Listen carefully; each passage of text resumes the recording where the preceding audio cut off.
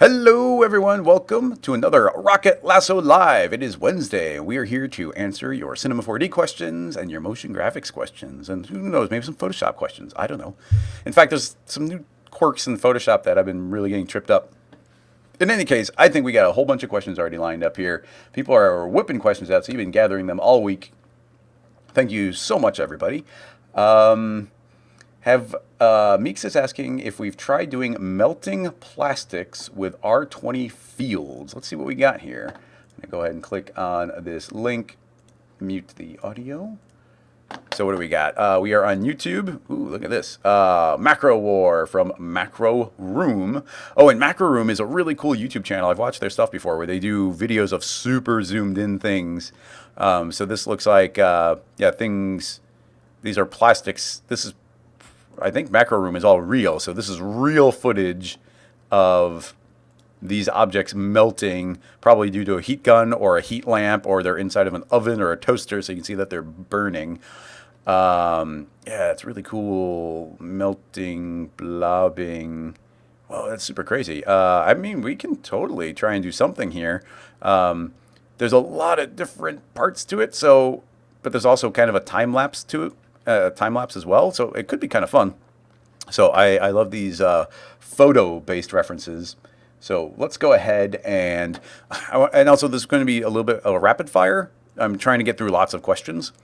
So let's see how quickly we can make something along these lines without spending too much time. So actually, let's keep it pretty basic. We've got our... Actually, why don't we go ahead and open up our giraffe model? We don't use that too often. So if I go ahead over here to episode 8, but we go back to season 1, maybe even live shows, models. We've got our giraffe model that we got. So let's open up our giraffe. So there's our cute little giraffe. But we are going to be taking this giraffe. We don't need the material, just using the giraffe. And let's see if we can melt our giraffe here. So obviously, one of the very first things that we're going to do is put this entire thing into a volume. We might do a slightly low resolution volume because we need to run pretty quick. But in any case, let's go ahead and build ourselves a volume builder and throw in our giraffe. And boom, he gets all pixelated. These are little two-dimensional cards representing our overall resolution. I'm going to drop it down to 10. Now you can see we've got a decent amount of information for our giraffe. Let's go ahead and build a mesher so we can see what this geometry actually looks like. You see we got our giraffe. He's looking kind of lumpy. I think we go a little bit higher here. Let's jump it up to 5, which doubles the resolution. We could go up to 2. And actually, you see the way this is behaving? It's not behaving the way I expected it to. So what that tells me is this giraffe has a hole in it. There's a hole in here. This is not a watertight giraffe. So the first thing to do is select any polygon and get UW, and we can right away see that these eyeballs are not actually a closed hole, and it's actually the same with this ear. This ear is not a closed volume either. There could be other places as well. The feet seem fine. The butt seems fine. So it seems like the ears, the eyes, probably the mouth, but not necessarily. Let's find out. I'm going to grab a couple selections here. It seems like actually, strangely, of all things they left disconnected, the mouth is indeed still connected. A little bit odd, but let's go ahead and do some quick cleanup here. And I don't want to lose the eyeball, so let's select the eyeballs. I'm going to hit UW, UP, which splits those out to a separate object. And we don't need to see those right now. And actually, no, the eyes are sealed. So that part is fine, but it does seem like the ears have a hole traveling right through it. So let's see. Did they actually model the inside and outside of the ear? I hope so. Let's see if we can go inside here carefully. I'm going to select a particular polygon. Let's rotate around that one. I guess selecting it doesn't really change anything. There's one of the eyes. There's one of the ears here. And yeah, they did model the inside and outside, so I just hit MD, which is just closed polygon hole. There we go. We close that hole. And then we should be able to just go to this outside of this ear and also close the polygon hole. And now these two should both be volumes. So with any luck, we're not going to get this kind of skin effect. Yeah, okay, so right away, do you see how we're getting a lot more definition? The way we could tell that that was happening, in fact, let me talk through that because it's kind of important. If there's a hole in our model, it does not hold water, so it can't fill it up as a volume. If it's not filling up as a volume, it's just treating it like it's a skin. And if it's treating it like it's a skin, we actually have to go into our volume mesher and start giving it a voxel range threshold, so it actually starts increasing. But in this case, it's actually kind of got an inside skin and an outside skin. And you can see if we go to this hole, that there's kind of like an inside and an outside. So that's important to note. In any case, we can go ahead and undo. Now it is a waterproof giraffe, which means it's doing a way better job of creating this volume. And we are potentially able to clean it up a little bit. Now, once again, it goes to the volume overall. Like, we'd have to start shrinking this pretty thin to start getting this ear to appear, just it's because that ear is so dang thin. So I didn't want to spend too long doing cleanup here, but this is some good volume information, hopefully. So let's go ahead and see if there's a little bit of cleanup we can do. I'm going to select all. Let's go ahead and right-click and say untriangulate, which should hopefully, actually, I'm going to untriangulate. Let's go higher here. And I don't want to create n-gons, but I want the angles to be pretty big. So that should hopefully mostly make quads. I don't expect it to be perfect, but you do a pretty good job. And yeah, you definitely see how it messed up on some of these corners up here. But I guess a basic idea here actually might be, even if we feed this into the volume, and this is way too, I don't want to go to that resolution, but if we go to something like this, what we could do is grab the displacer, if we want to make it parametric, and put that in the giraffe, and put in a color shader. And what it's going to do is inflate our giraffe. Let's go ahead and show you what's happening here. If I drag our strength slider, it's actually going to inflate the overall surface everywhere. And you can see it's doing a pretty good job of inflating that. As it inflates, you can see that the volume actually has something to see now. So now, instead of cranking up my resolution, I just made everything a little bit thicker, and now the ears are successfully being generated. So actually, if we could jump this up even higher, even going to 3, and I just like that because it's going to run quicker for us, that's actually working pretty well. And we can tick up the percentage of strength here a little bit, and you can just see, like, yeah, it is filling out the form there. So that is working pretty well. You are seeing some we can see some polygons emerging on the surface here. So if we wanted to, this entire giraffe could actually be put into a subdivision surface before it goes into our our volume builder. And this doesn't need to be too subdivided. So you can just go 1, 1, and then you can see with and without, you can kind of see the polygons are going away. So in any case, we've now got a pretty nice volume giraffe going on here. So with this giraffe being made a lot smoother, the very first thing that we could do if we want to start doing a melting effect, in theory, this is like the sharp version. You can see there's lots of detail. Now, of course, we can crank it up, but let's continue from here. Now, I'm going to use a smoothing deformer. I'm going to put this under the volume mesher. And it's in the same level of the volume builder, which means all of this geometry is being created. Let me try to start that sentence again. We've got a volume mesher, which is generating the geometry. So the smoothing is a deformer as a child. So it's fine for it to be a child. Alternatively, we could have put it into a group, and in that group, put the smoothing. Same difference, but it's just we can just keep everything a little bit cleaner. We don't need the null. Now, I have made a smoothing deformer. And by controlling the stiffness here, we can actually say how much it's going to smooth the giraffe. So if we say zero stiffness, but lots of these iterations, we can actually get it, getting quite skinny, and a lot of the details are going to be getting removed. Now, a reason to use the stiffness is actually incredibly fast. You see, this is running really quick. As an alternative, we don't need to use stiffness. We could go into our volume builder and use a smoothing layer. Now, the problem with there's some advantages and disadvantages. The smoothing layer, on one hand, is really good because you'll actually see it's doing a great job of melting some of these additional details away. And we're not getting those sharp points like we were getting from the smoothing deformer. But this takes a lot longer to calculate. Now, we're on such a low kind of poly mesh. This is working pretty well. I'm kind of impressed. It's working pretty well. So this might be the way to go in this particular instance, but it's not necessarily always the way to go. But this is regenerating a new mesh every time we pull it in. So that honestly, this is a big part of the initial part of this animation would be doing some smoothing on it. And we'll see about generating some particle stuff on the surface in a little bit. What I would think is we'd want to start animate the strength going up, so all the details are going to melt away. But you see that the feet actually start disappearing and traveling upward. It would be kind of neat if everything was kind of melting downward. There is potentially ways we could do that, but they're a lot more advanced than we can do for especially some sort of quick fire answer for this episode. But let's go ahead and let me think. Yeah, so I guess what I was going to say is as we increase the strength here, we want to maintain the volume. So let's go ahead and record this at the time of 0, and we'll go all the way up to frame 90, and we'll animate up to 100. But at the same time that that's happened, I think I would want to be inflating the giraffe even more. That way, we're maintaining the volume. Now we're just kind of eyeballing it. But let's say at the beginning, it's already inflated to 11, so that becomes our starting point. But if we go to the end, it's kind of melted. But if we start increasing our strength here, it's going to be inflating the giraffe some more. So it's almost like the parts that we're losing volume are increasing the volume of the parts that they're melting into. So let's see, if we scrub through here, you see that we're losing definition, but we're not losing volume so much. Now we do lose the giraffe's feet at the bottom. That's going to be something of a problem.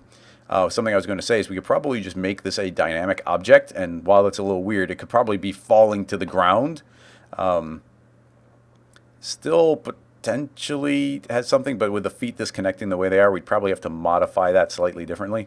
Along those lines, I am curious how well that would work dynamics-wise, so let's go ahead and test it. I'm going to make a floor, and actually the floor right there is fine, and let's just go ahead and make both of these dynamic objects. Simulation, rigid body. Rigid body, I'm going to say, we can even leave it on automatic. I'm just curious what that will do. And let's go ahead and give this a very quick save into episode 8. Scene files. Melting plastic. Number 1. All right. I'm curious how the dynamics handle this, so I'm just going to very carefully frame forward. I want to see what it does. It's not freaking out. I'm not entirely sure what will happen. It might be not able to handle it, but let's just hit play and see if anything interesting happens. It's moving, so that's implying that something's sort of working. And then if the feet disappear, then it should fall to the ground suddenly. Hey, it works. I'm kind of surprised. So it's almost, so that is indeed working. One of the slight problems is that nothing is really melting downward. It's not going to blob down. Having said that, there's a lot of layers to this because there's a lot we could do. I'm making this dynamic. But we could have instead made the actual low poly mesh dynamic and made it soft bodies and had that start melting downward, and like deflating it is potentially something we do. It is pretty low poly, so let's go ahead and do a quick test. I'm going to say this is soft body, and I'm going to say don't worry about self collisions, which makes it run really fast. It can pass through itself, but because we're putting it into a volume builder, that's completely fine. So I think the hope would be actually with that being a soft body like that, I think it might just automatically work and it might run pretty well. So it is just kind of falling away. But that's because it's dynamic, and it might not, like the volumes might not like it being dynamic. So why don't we just take a look at what the dynamics are doing by itself, and you can see, boom, it's just melting into the ground, and then going, floop, it's just melting away, which is pretty great. I like that. So there's ways we might be able to combat that. Unfortunately, well, we do have stiffness, and we could put a vertex map in there. So if we were to make this a stiffness of 10, then it pretty much shouldn't fall. It should, well, okay, it is still falling. I guess that's just too weak down there for stiffness to really care that much. You can see now it sort of did, but it's very front heavy, so it's still falling over. Let's go to our follow rotation. I'm going to give it a little bit of follow rotation, so hopefully it doesn't fall over. Okay, now it's just standing on its front legs, which is hilarious. In any case, I don't want to worry about that part too much. I mean, potentially we could keep on cranking the stiffness up more and more. I'm going to put a lot of damping in there, and I don't think that's going to make too much of a difference. But yeah, it's still falling down. We could do a 1,000 for the stiffness. But you see, at a certain point, we get diminishing returns. I mean, now it's not falling away, but it is a very staticky kind of foot. So I guess a smart thing would be to make a low poly mesh of it. This is going down a... This is going down a very detailed path here, which is something I was somewhat trying to avoid But there's a lot of interesting techniques here that I'd be curious about pursuing a bit. So let me like, one thought would be if we were to copy this mesh and go ahead and do our subdivision on it, and if we go and we make this a very low poly mesh, and we could probably inflate it a decent amount. I'm going to kill this keyframe because it's a copy. Let's hide the original.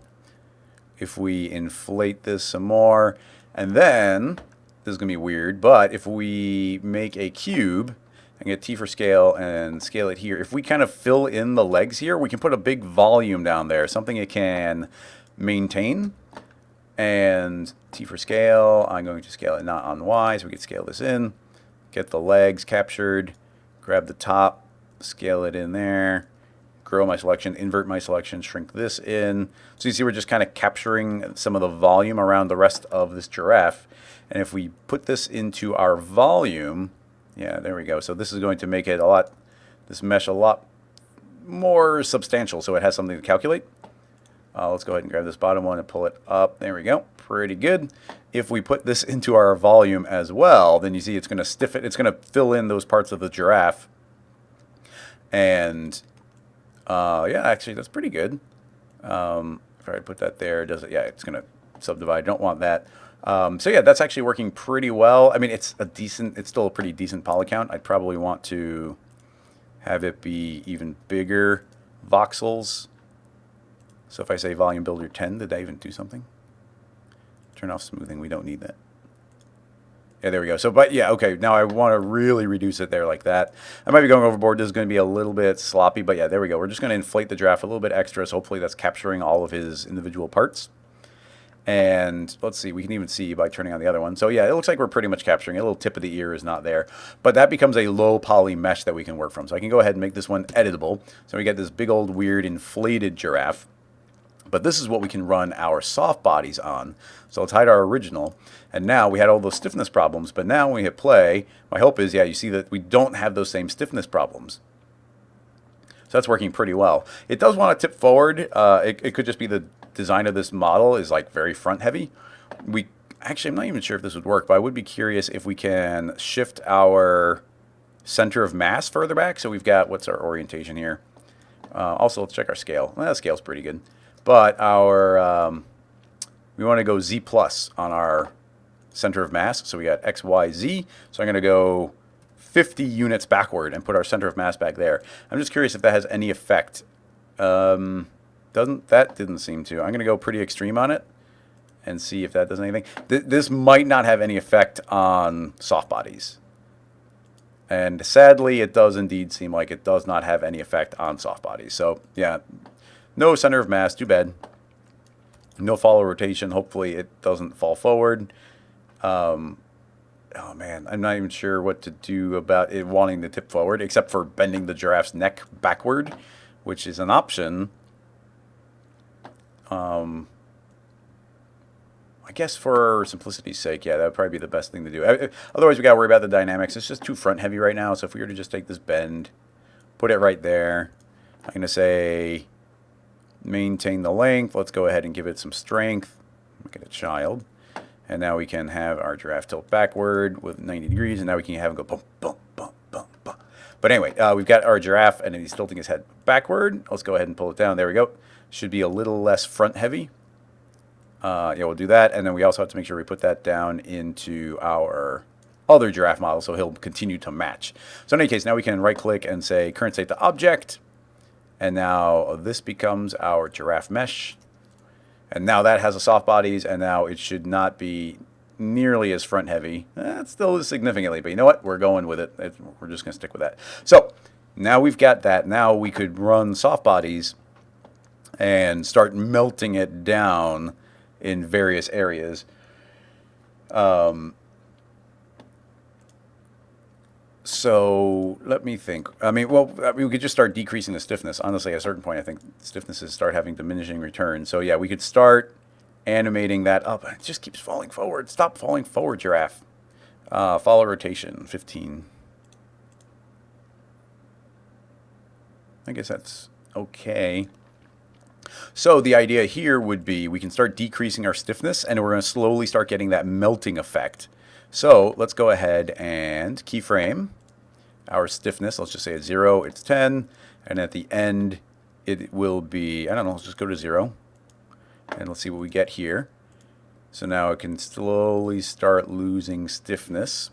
And as it loses stiffness, which isn't having, okay, it's slowly going down.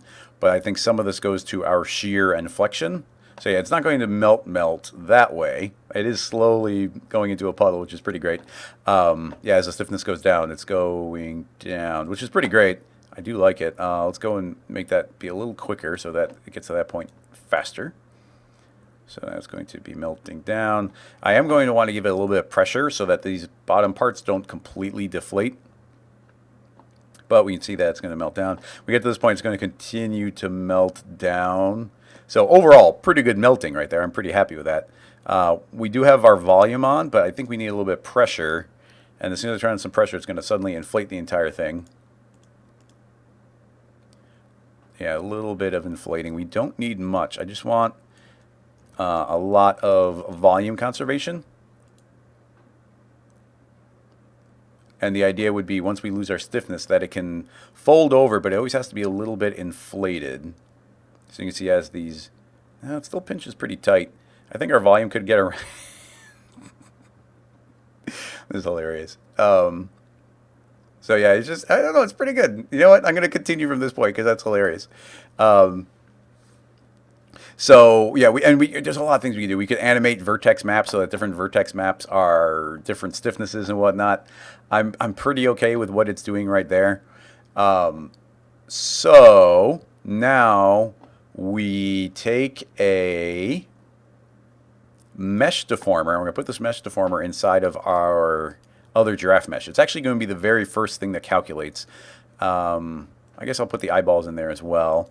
And we're going to put the volume mesher as our deforming mesh, as the reference mesh. And I'm going to tell it that the external surface should be calculated based on the surface area, very important to set. And I can just say initialize. Now you see our big volume mesh is going to just kind of disappear. And now we can hide the visibility of all of these. And, actually, before I initialize, the bend should come before the mesh. So we're going to rewind and reinitialize, I think.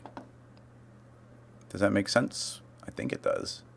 So if we don't have that, he's up. And then it goes forward. I'm going to say restore, enter. Oh, okay, delete. The bend is bending it up, and this mesh is indeed up. So that's the state we want it to be. I might need to current state to object our giraffe before I do the meshing. I don't actually know if I need to. Let's see. If I say put in the volume mesher and then say initialize, yeah, the head goes back down, so I think it's not acknowledging the bend. Unless there's some sort of like post deformer or something. No, I don't see one. So pretty straightforward. We'll just make sure that we put the bend deformer on here. So I'm going to, I've got the giraffe selected. His eyeballs, yeah, his eyeballs are there as well. Let's just go ahead and put that into a connect object. Don't weld, make it editable. Now it's just one mesh. Keep it simple, keep it simple. Put the mesh deformer in, initialize the mesh, and now it didn't fall away. And now we can put our displacer in there, and the displacer should be keyframed up to inflate the giraffe a little bit as it goes. So let's see, if we hit play now we should have this giraffe with his wonky legs, but now it's not calculating this, it's calculating the melting based on our other one. So you can see as as he's going down and melting into this poor puddle, it's pretty good melting. I'm entertained. So yeah, that's all going blah, blah. And now, like I said, our soft bodies are not acknowledging each other, so it's running really quick. But because we're going to feed this into a volume mesher in the end, I think it's going to work pretty well. So my thought here is,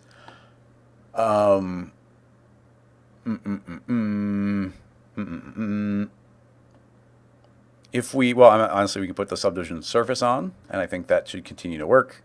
Yep. And then we can put into the volume builder, and it's just the deformer, so that should work. And then we can mesh that.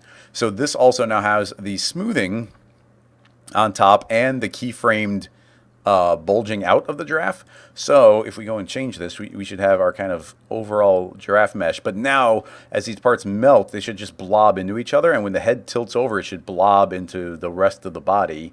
So this is melting. Of course, everything is slower running all of the volume stuff, but it's dynamic. It's falling down. It's getting very blobby. Those are hitting the ground. It is turning into this big melty mess. Let's give ourselves a couple extra frames. And now the good part here is the head should be able to just start melting back into the surface. This is exactly what we were going for. Blur. So, okay, now we just end up with a melted puddle of giraffe. A couple additional things we could do. But let's go ahead and leave that there. I'm going to go ahead and save this as the next file. Now, the actual, back in the reference, a very important variable, we've got the melting going really well. And by the way, we could push that way further. We could push the melting beyond that. But we want to start looking at some of this. Yeah, so we've got that melting part going. But we want to start worrying about some of the bubbling here, some of the little crackling on the surface. And that is going to be potentially a challenging part. What I actually think I'm going to do is let's make a test mesh and go into a new file and start testing. So this is about the size of the body of the giraffe. In fact, why don't we make it more the size of the head? So that's kind of the scale we're working at. So we'll keep that in mind. I can copy that and then open up a new file, paste it, Shift C, PSR to reset the PSR. We're at 000. And here is our sphere. Let's also go back to our file and grab our entire volume mesher and paste it in here because I want to steal. Oops, keep the sphere. I want to steal our volume builder because that's the same resolution that our giraffe is running at. So you can see the kind of geometry that we're working with. This is what it looks like. So the first version of this I want to try is probably just a matrix object. Taking a matrix object and cloning onto an object, and the object will be the volume mesher itself. And we are on surface, so we can have a count of these, and that's working fine. Now we can change the random seed and these will start moving around, or that would be a viable thing to have happen. But that's not going to quite move the way I think we want it to. So there's a couple things we might need to test. But the thing I'm curious about is, can we now feed this matrix object, which is viewing the volume mesher as the place we're supposed to clone, can we now feed that in as a source for the volume as well? And after hiding it, it does indeed seem like we can. So now in the volume mesher, I could say that this should be subtracting those. Our mesh is not detailed enough to, oh, that's interesting. As I move my mouse around, you see we're getting all this kind of jitter. And that's because the volume mesher is saying, look at the mesh. But then the mesh is saying, like, update because of the matrix. And the matrix is saying, well, the mesh changed. I have to change my position. So it's jumping around every refresh. So if we were to hit play here, I think it will work, but it's going to be completely staticky. So it's interesting, but definitely a limitation. So I think we need the matrix object to not look at the volume mesh. We need it to look at our original mesh or something outside of it. So if I said sphere, it should actually be stable. You see how it's not going staticky all over the place. Now, it doesn't have to be completely stable. If we were to make a displace deformer and put it in there and put a noise in, I think they'll stick. I'm not sure. So yeah, we could do this and you could see how they're still sticking pretty well on the surface. And actually this little bit of bubbling, roiling look is actually working pretty well. So we've got our matrix object. So we do have the ability to start like changing the seed here. But honestly, I'm a little stumped as to the way I actually want to do this, because while that's working, this is working well. And keep in mind, here's what's actually happening. This is working well, but I want them kind of popping into existence and out of existence, like a constant generation of particles. I was trying to do this without plugins, but the only thing I can think that would work pretty well here would be X particles. Like we need something that can be that can spawn and then despawn given a little bit of time. And I mean, we could use thinking particles, but we're not going to do that.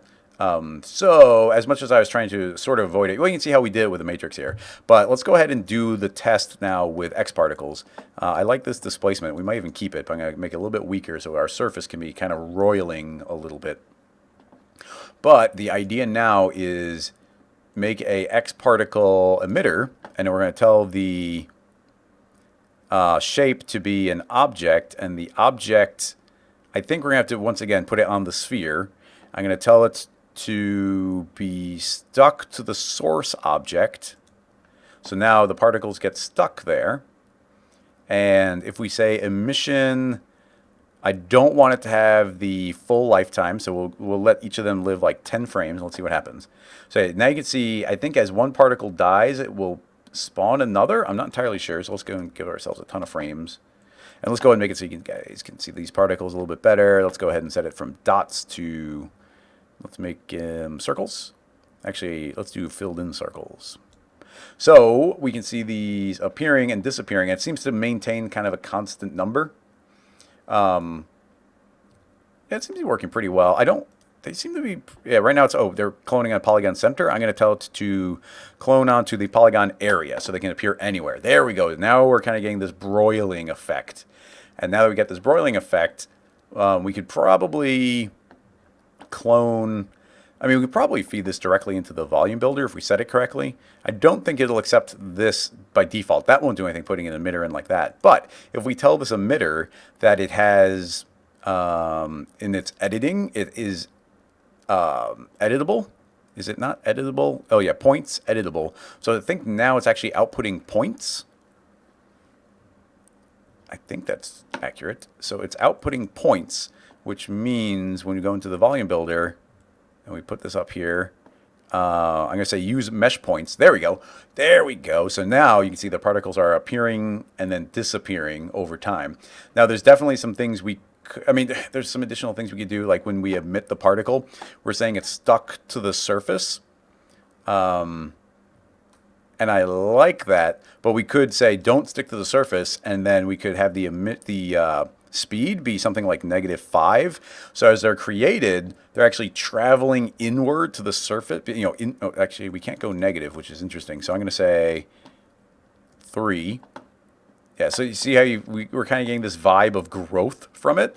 But if we go to our object, can we okay, so we're particle direction normal. I'm going to say invert, so they should be facing inward. So now do you see how we feel like we're shrinking? There's this constant shrinking vibe, but then these little pops are kind of recreating it outward. That's kind of the effect I was going for. So those are getting added. Now that's actually a union. I guess more what we wanted was a subtract. So these are actually taking bytes out of it.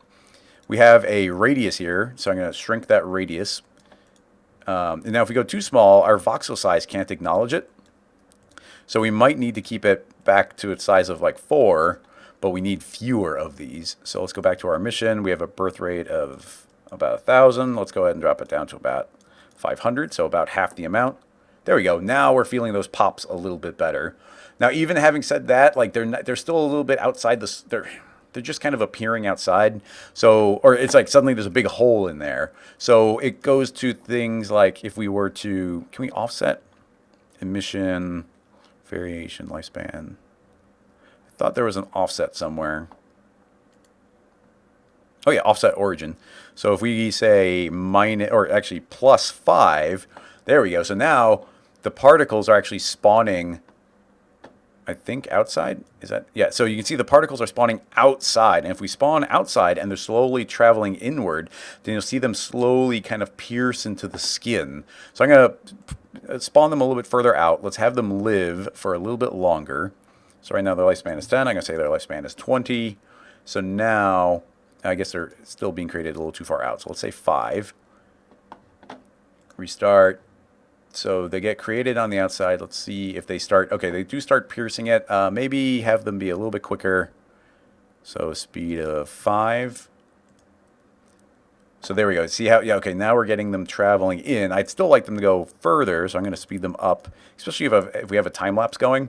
I would kind of want them not to disappear, just disappear. I want them to disappear having traveled inside of our mesh.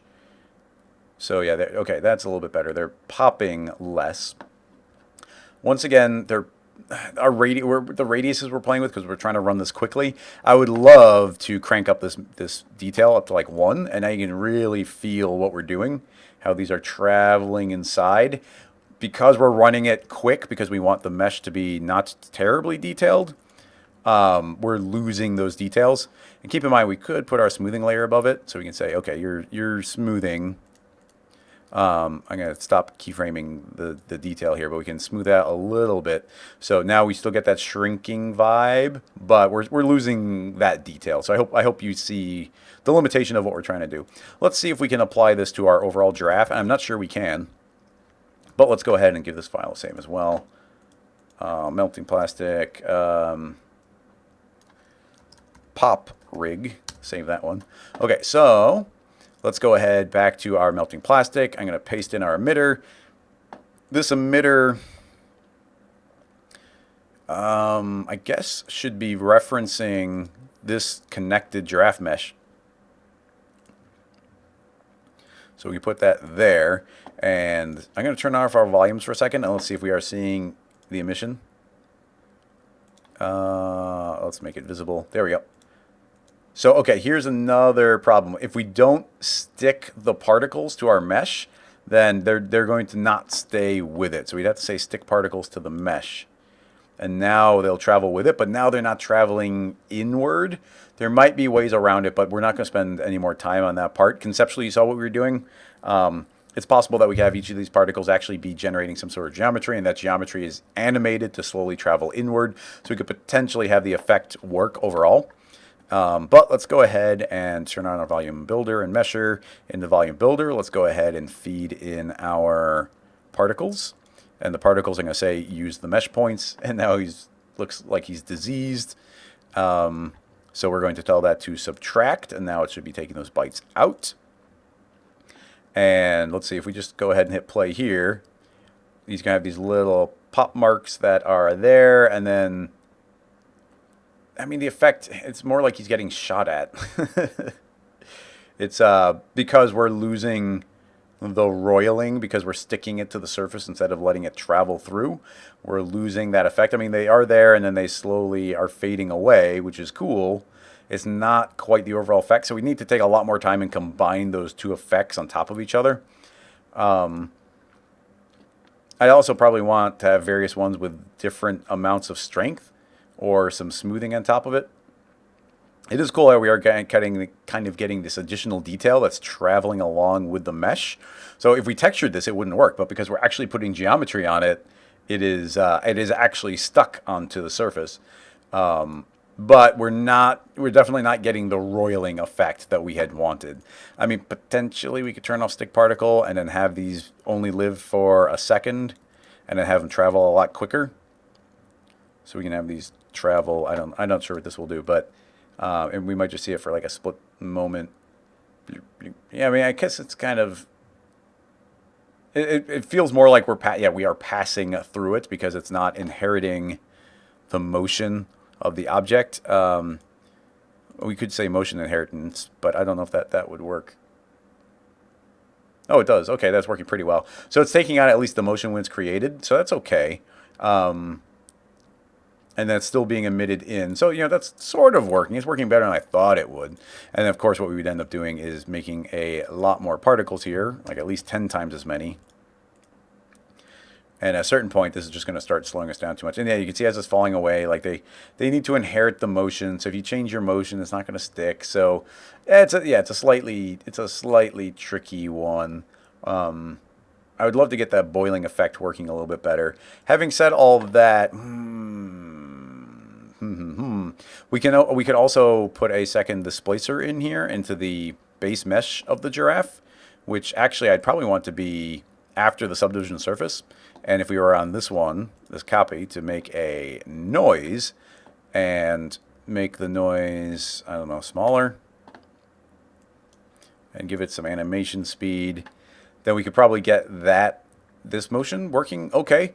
It would, and then hopefully it's kind of sticking to the original geometry of the giraffe, and then it gets deformed after the fact. I'm not sure which is calculating first, so let's see if it feels like it's passing through.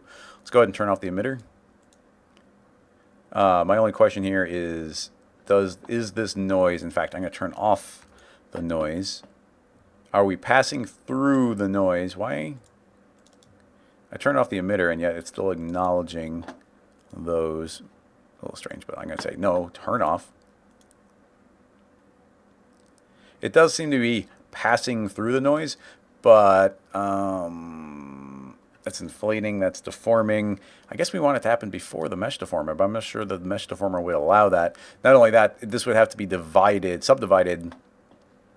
The order of operations is wrong, where it'd have to be subdivided a lot first, otherwise it can't displace it. Otherwise, it's going to pass right through the noise, which is the same problem we're having with our particles. And right now, yeah, even on this mesh, there's not enough geometry on that part of the giraffe for it to even acknowledge the subdivisions. We need it to be more subdivided for that to kind of count. And I mean, it's still going to pass through it, but we even along those lines, we'd have options. Like we could give it some animation speed, so we could have it traveling downward. So I think if we did that, we could probably get a general downward motion. This could probably feel like it's traveling downward, kind of a little melty effect. It's probably going way too fast. And of course, the giraffe's passing through it, so it's probably all a moot point anyway. Come on, melty giraffe. Yeah, I mean, obviously we can keep going and going and going. But I want to go and get to some more questions, so we will wrap this one up right here. And we are going to rapid fire our way through a bunch of other questions, because we spent more time on that one than I wanted to. But there's a lot of really fun, unrelated techniques. Hopefully you saw that there's like a lot of fun, different details in there, and not just mutilating this poor giraffe as he sadly melts away. Let's just watch him melt one last time. Go ahead and put your questions back in the chat again, so I can make sure to be working from the new links and not the ones you guys are having conversations about.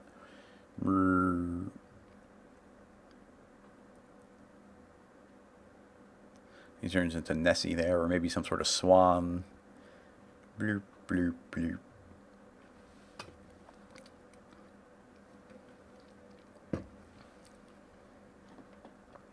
Oh, it's like the Terminator. Blur. That's cool, and it would be, maybe I'll keep this in mind for a proper tutorial at some point, getting that sort of melting plastic effect, because it's pretty cool. But that's as far as we can go right now. You know what's funny and sad is I actually had the same melting effect happen on one of my 3D prints one time, because I was using acetone to smooth and melt the plastic, and I went too far and it started boiling the plastic. Yeah,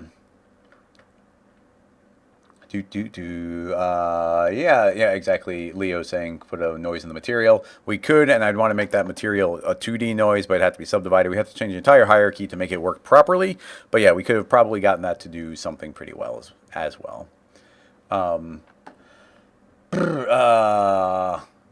Harvard got in there first, so let's go ahead and click on your link. So we got something. We got a Twitter link to Bees and Bombs. Zoom. Oh, that's cool. So this is made by Dave, who is at Bees and Bombs on Twitter.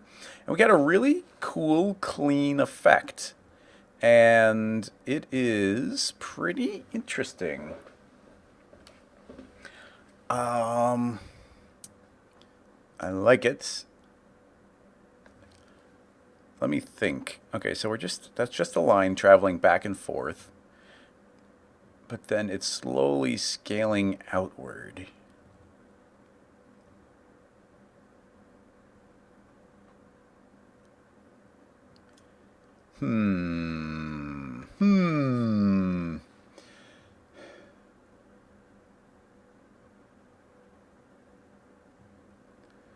It could be a particle emitter that's twirling around.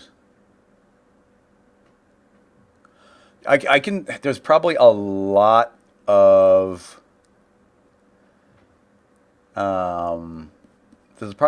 different techniques here. Paul's saying that you could potentially spline wrap a null on a helix.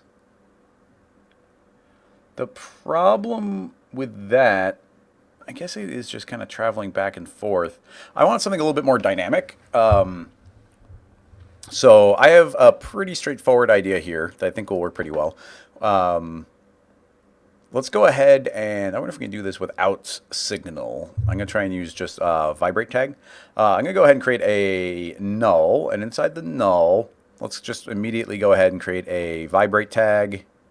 And on the Vibrate tag, I'm going to say enable position, and we're going to have it travel back and forth 1,000. I'm going to turn on a regular pulse. So now you can see it's actually going zoom, zoom, zoom, zoom. So let's go ahead and set that down to 0.2. And let's see what we get. Okay, so now it is indeed traveling back and forth between the two. Let's see what we get. So it's going one way and then the other. So, okay, not bad. Let's speed it up. It seems a little... Okay, that's just when it resets. So, okay, I think that's actually working pretty well. Let's have it travel 200 back and forth. And we'll slow it down. And let's give ourselves some more frames. So now we've got something traveling back and forth. My thought is if we go and create an emitter, actually, strangely enough, if we create a emitter, what am I doing? Simulate particles, emitter, regular old emitter. I'm going to tell it to emit a single particle, and I'm going to tell it to emit particles forever. Add a couple zeros there. Pew, pew. Actually, I think if we're 30 frames a second, I want to put 30. So I want one particle a frame. And I'm going to set the radius down to 0, 0. And now we should have a steady stream of particles. With any luck, it's even. Although I got to say it doesn't look like it's even. Are we 30 frames? Yeah, we are 30 frames. So I would think 30 would be exactly 30. But that's fine. I'm going to give them a lifetime of 200 frames and a speed. I guess I can have a speed. And give them a speed of 50. So now what we do is we put this inside of the null and we zero it out. We have to pause it, otherwise we can't type down here. And we pause it, and now what we do is we keyframe it. So I'm going to keyframe the emitter at the coordinate. I'm not sure which one, so let's spin that. It's P. So let's go ahead and record on P, and I'm going to fast forward to the end. I'm going to type in 720,000. I'm not sure how fast that is. Let's hit play. Okay, it's not linear. I'm going to select this entire timeline and say linear. I want to see how fast that spins. Okay, that's actually pretty good.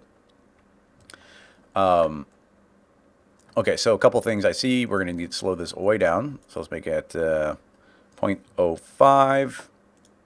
So now we're traveling, and you can see that we start out with a really thin line, and then it slowly is creating a helix as it moves around. So we start out with that nice thin line. Okay, what's next? Well, I mean, the obvious thing is you go and you create a MoGraph tracer object, and now we just say that's looking at the emitter, and it's connecting all the objects, and now we get this one continuous line. So now this is going to travel along, constantly making this spiral, and you see it slows down on the end. I think it's kind of doing a sine wave, so you can see we get that big spiral there, and then it travels back. The only problem I'm seeing is that the emitter is not emitting one particle per frame. I thought it did, but maybe there's still some randomness built in. So if we switch this over to X particles, that would automatically solve the problem. It would just be working. But yeah, we can see that, yeah, that's actually working pretty much exactly like what we saw. Let's double the speed. So we get our pretty straight line, and then it starts traveling back and forth, making a constantly expanding helix. I wonder if there's a way with regular, if we're using X particles, obviously get all the particle options. It'd be really cool. I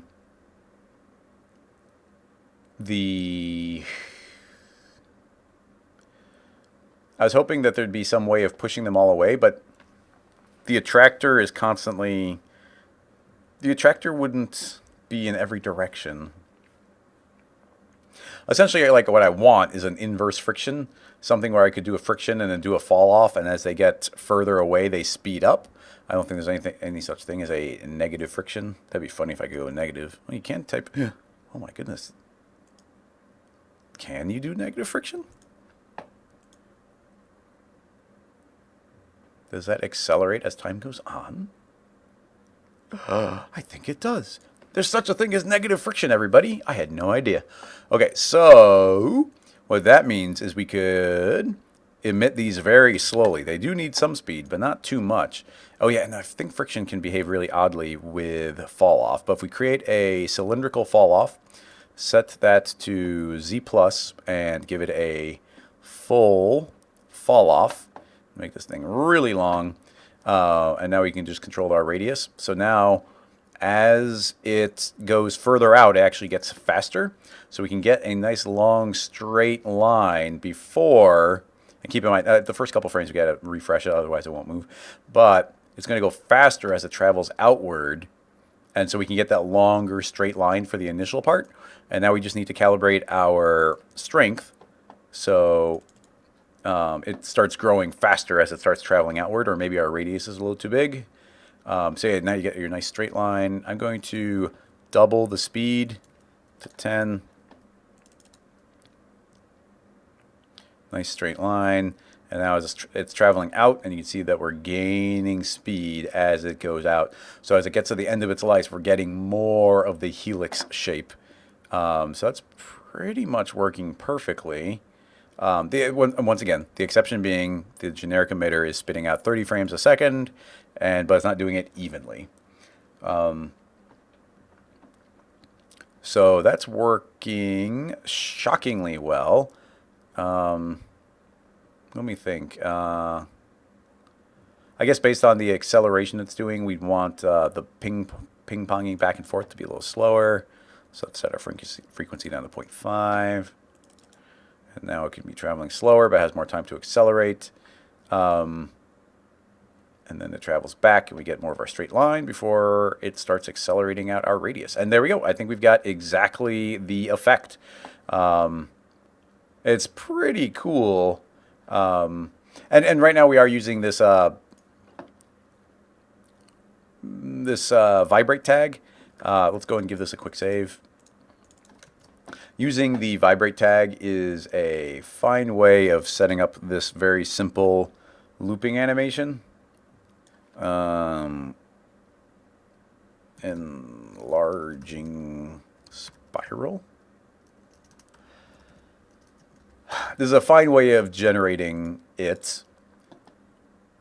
But way better, of course, would be signal here, because we get a lot of control over the way this is moving from side to side, or having it randomly move. But yeah, that's all working very, very well. I am quite pleased with it. And then, of course, rendering wise, I guess we'll just spend a moment. We could, of course, go and create two different main ways. One would be hair, and the other would be sketch and tune. I guess sketch and tune on this particular instance might be better. Although when it makes the 180 switch, it could get confused. But let's go ahead and create a sketch material, and we will apply it to our tracer. And right away, when we hit render, we should be black on white. And we can pop open our line, and now we have all the options of what we want. So first of all, I'd give it a bunch of thickness. Let's give it a thickness of 10.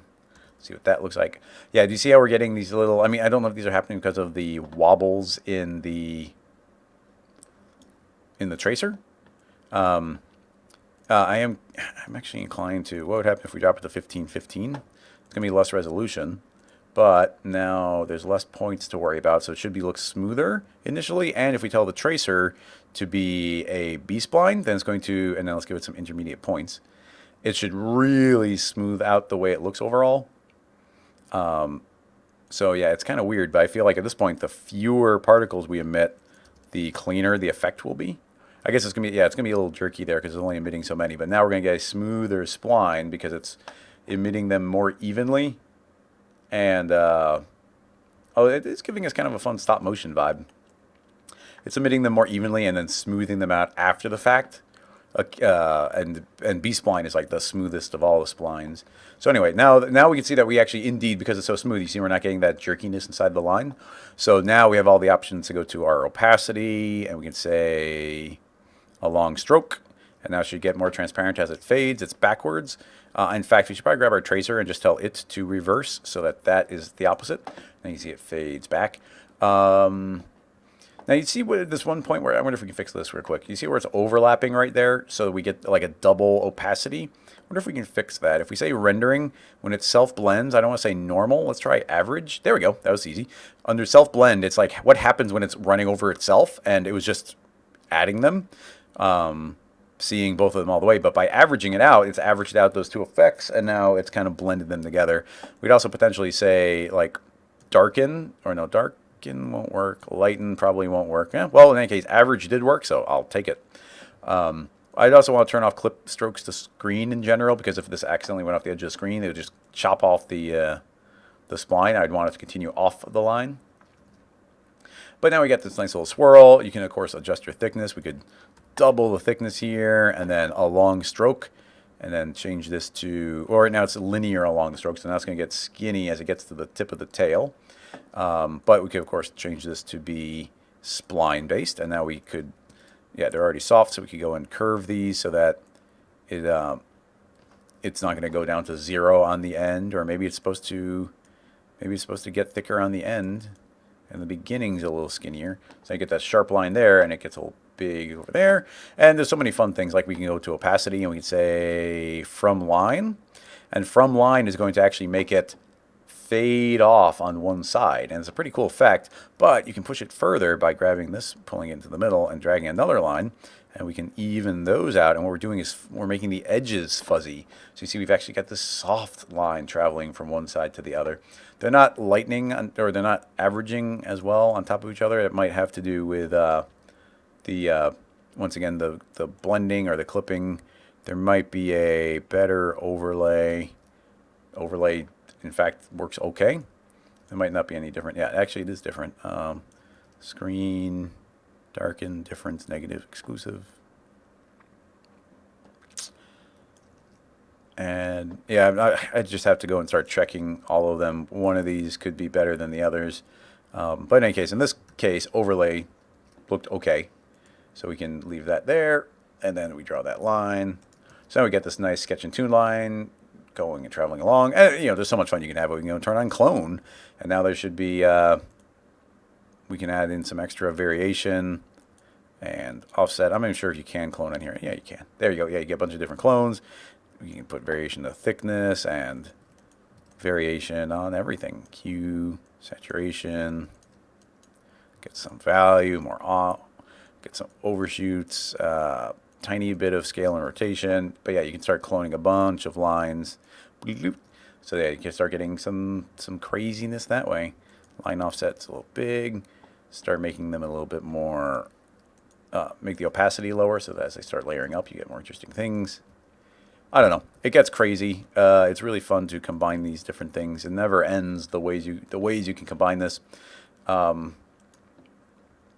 But yeah, I think that is pretty much that effect. So let's go ahead and give that another save and jump on to the next question.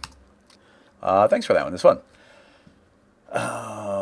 Ben, let's see. This 3D artist, look at his pictures. They're wonderful, but the hashtags don't reveal the process. Is it 3D or not? A glass texture on a textile object, maybe. Let's see what we got.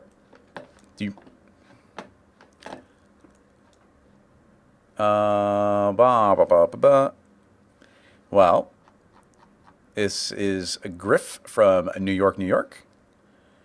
And indeed, they are not saying how they made it. So it could be, I mean, it does say photography, but it, VS, what's that mean? What is, oh, that's a different person.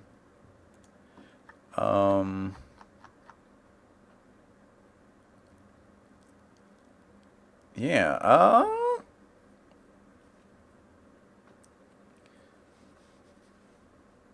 let me think for a second.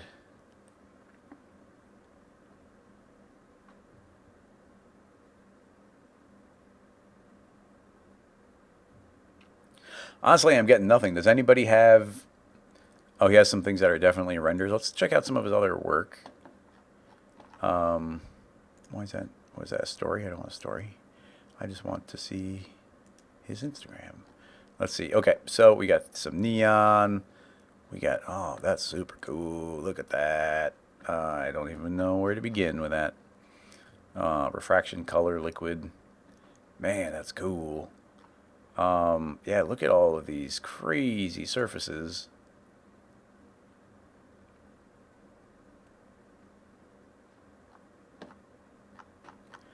Yeah, he's not revealing any secrets.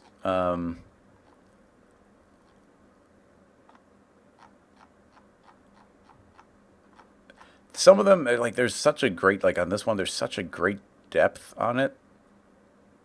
I mean, it would just be tinkering, and yeah, some people are already saying in the chat, and that's what I was thinking, would just be playing with some thin film. So that would be a fine place to start, and let's see if we can put in some weird channels and get some good effects out of it. So I'm going to make a sphere, I'm going to make a icosahedron. Let's go ahead and give ourselves some significant subdivisions because I want to get some extra displacement on it so that we can maybe have extra surfaces to catch highlights. So let's go into our standard, make a displacer, make a noise. Let's scale this up to, what, 300? Yeah, that's fine. And push that a little bit further. In fact, why don't we go with a different type of noise? And then give ourselves lots of subdivisions. Something like that. Noise is a little small. There we go, something like that. And let's go ahead and give ourselves 500 levels of segment. So this thing is pretty heavily subdivided.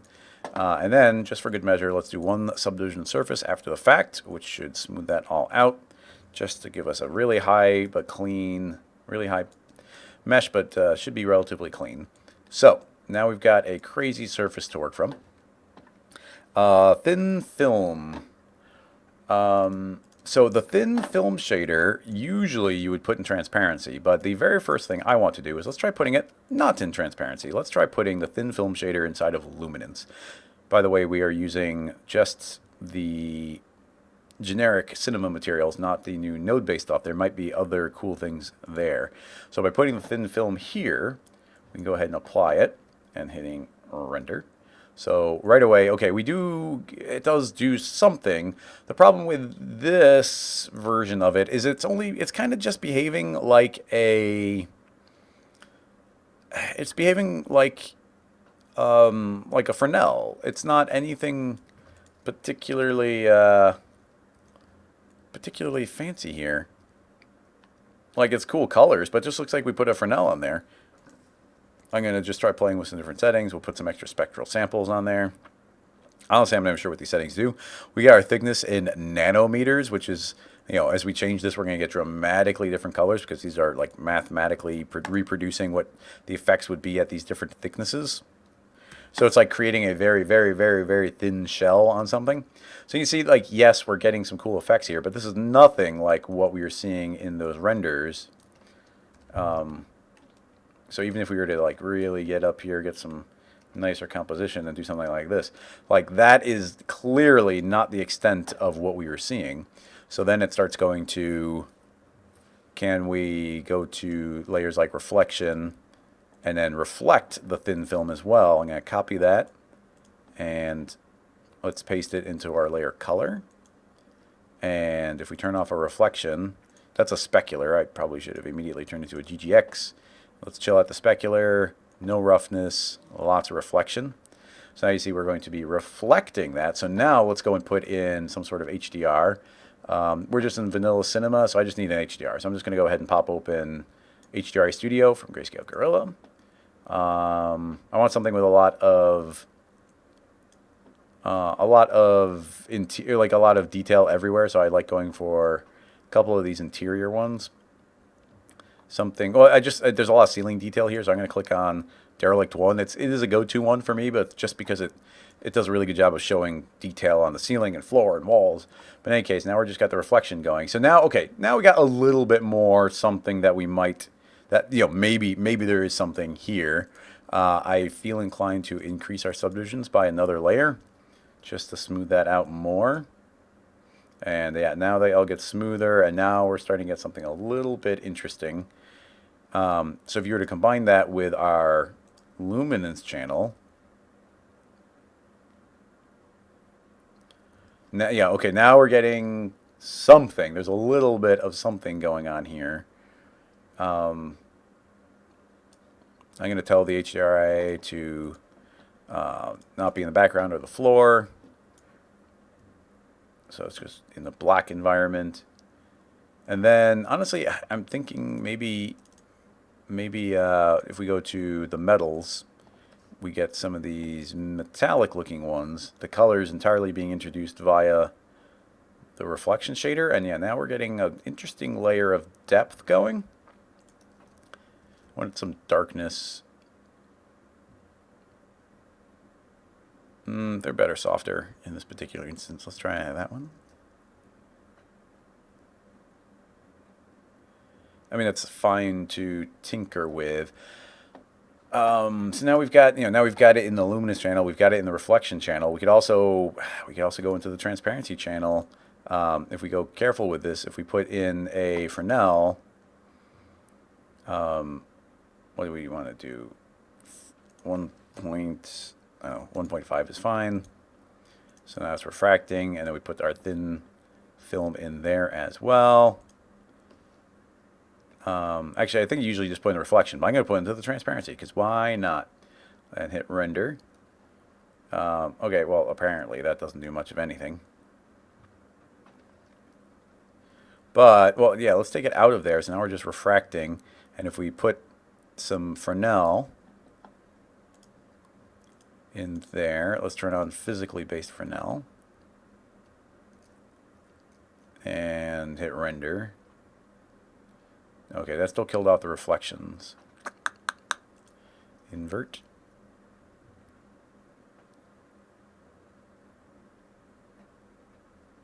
Starting to take a hit on those render times.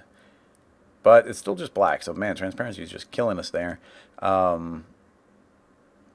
okay, so what the next point I was going to make is, what if we copy and pasted this layer a couple times and we put in some different thin films, so we could do like a different index of refraction and potentially change the thickness of it. And now we've got these two, and it's adding on top of the previous layer. So when we render that, is there, well, I guess it's just normal and add. It seems to be overriding it quite a bit, but yeah, now there's this spacey type thing. Let's see. I'm going to set that to normal just to see what it looks like by itself. How much is it overriding the previous layer? I guess it's not. It is thinner. But let's put a greater index refraction on there, 0.7. Yeah, I don't know. It's so abstract. Yeah, this is. It's interesting how this is just completely obliterating the layer underneath. I thought with the additive it wouldn't be obliterating it, but it does indeed seem to. It's neat looking, but this HDR is not rocking my boat. Let's go back to that one just because there's a little bit more of a dynamic range in it. I thought it gave us more. Yeah, there's definitely more things there. Average, additive, metal. If we go easy on the reflection, I think it's just, yeah, this seems to just completely override the layer underneath it, which is interesting. I don't know. And then it even goes to like, okay, well, what if we zoom our camera way up and we start getting into like nested reflections, or we just get like really, like it's not doing much for me, to tell you the truth. I am not sure. If we go back and look at these, I don't feel like we're anywhere near what is happening.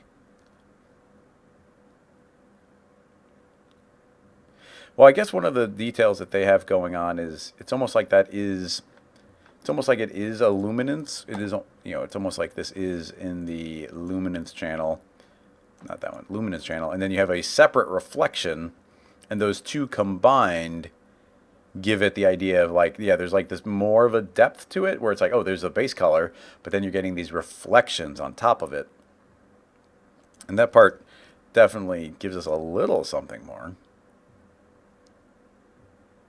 Not much more. something.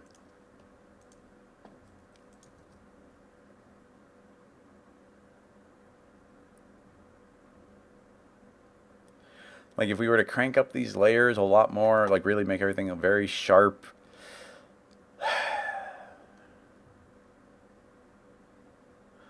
It's weird and cool, but we are in no way getting what I would want to.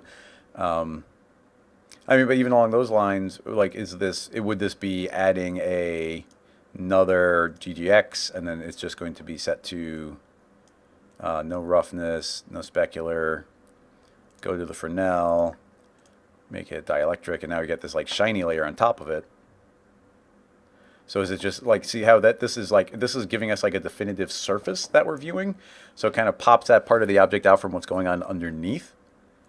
And then we just have our thin film. We have a texture. I don't even that, like these textures. When's when you put a texture in here? I don't know. And that's the thin film. That's what that's returning. But you know, what if we put that into a filter and we tell the we tell the filter to crank up the saturation? So now our base layer is honestly not as crazy as I thought it would be. Let's do a hue shift, try and get some crazier colors introduced via, yeah, see that? So now we got this crazier luminance color, but I still feel like we'd want to be looping around more. We have our gradation curves. I wonder if that does something if we pull this in. Oops. If we do that, does it loop? No, I guess I didn't expect it to. Thin film. I can't think of a way of making the thin film loop itself more times, and if you change the number, it just kind of loses detail. Spectral sample, that's fine. Changing the index of refraction changes the colors, but that's not necessarily doing anything we want it to. I mean, yeah, we can introduce these cool colors, but it's still not going to do much here.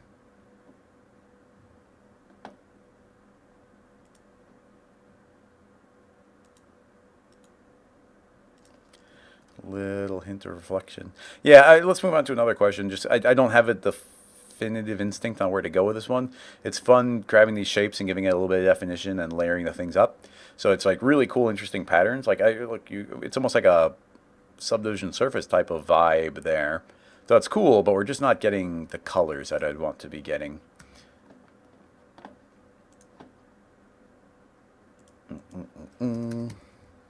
Where'd our spiral go? Oh, I must have not put the number 2.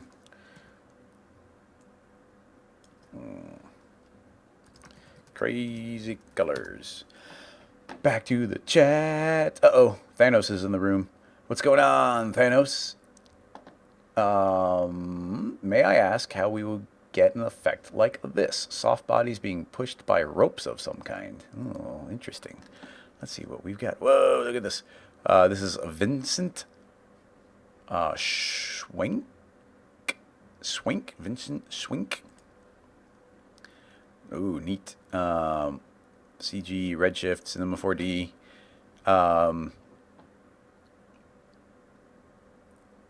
That's cool. Those bands are pulling in, but let me see. That's just one. That's another.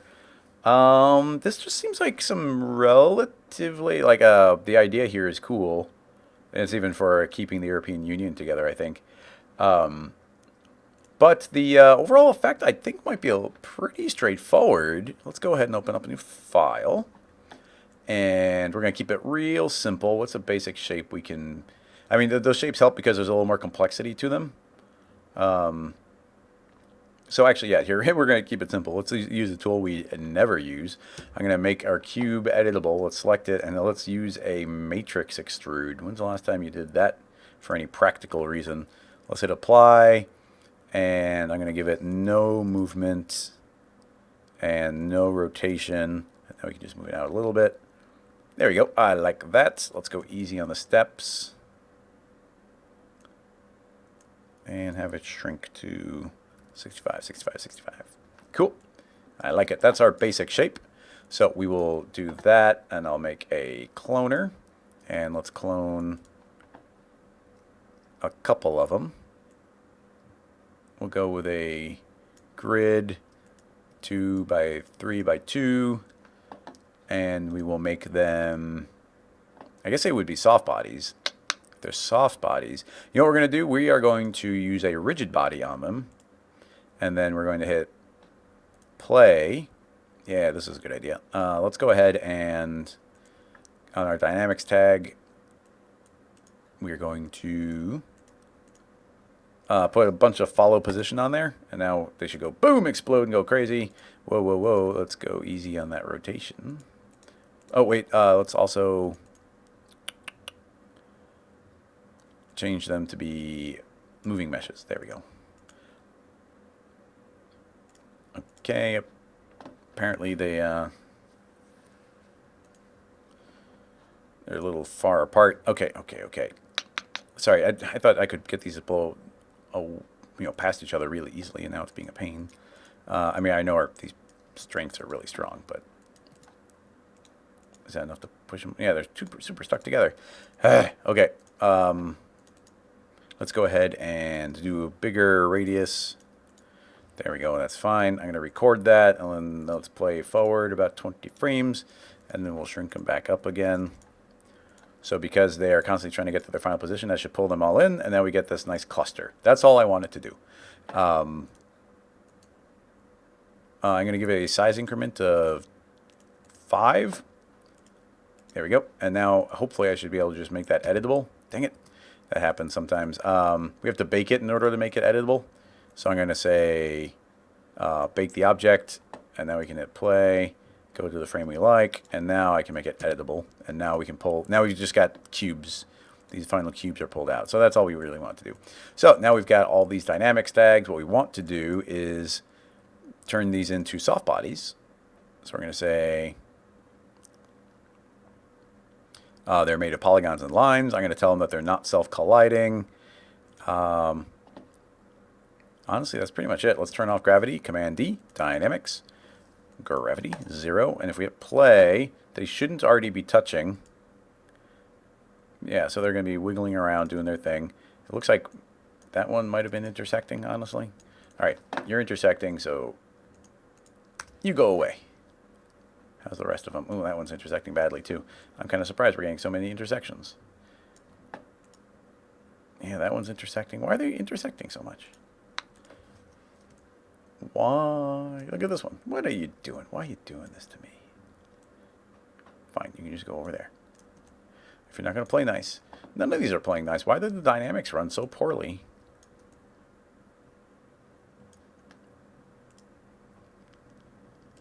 All right, that seems fine. Bum, bum, bum. Okay, so those should collide with each other, but they don't worry about themselves. We could add some extra soft bodiness to them if we wanted to, but really, I'm thinking that all we need for this effect is to create a cylinder. And the cylinder, we're going to make a nice big radius, and we're going to turn off our caps. Let's go ahead and make sure we have enough subdivisions here. So let's say 42 and an extra subdivision upward. So that seems fine. So that becomes one band. Let's go ahead and shrink it until it's about the size of the objects. And the basic idea is we're just going to right-click, add another soft body. We'll do this one from scratch. And then on the soft body, I'm going to keyframe it to be, our rest length is 100. But then I'm going to hit play and let it go forward a little bit. And then around here, I guess honestly it's almost the entire animation, we're going to tell the rest length to be 50%. So essentially what we're doing is we're scaling it down. So you see as time goes on, it's actually shrinking it, but it's shrinking it via dynamics. And you can see where it starts scraping along those objects and it's actually interacting with them. So based on that, why don't we go ahead and grab all of these, and I'm going to give them no bounce and lots of friction. I'm going to do like 200% friction. So they are very, very frictiony. So now hopefully this, when it catches, it's kind of stuck on it. It's going to try and pull the objects. Let's give ourselves more frames. And now we've got one band, but now this is even parametric object, which is great. So I can copy and paste. And now the second one, let's increase the radius a little bit. And I'm going to grab it and rotate it to this angle. And let's copy and paste it. And let's grab this one, and we'll spin this one over here. And we'll increase its radius. And why not? One more. And we'll rotate this one over here. And yeah, those are all ready to rock. And now let's just see what happens. Hit play, all of the bands start shrinking and colliding and pulling.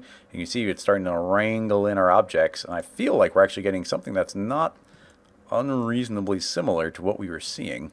Let's go to our second keyframe here. I'm going to tell it to shrink to 35% instead of 50.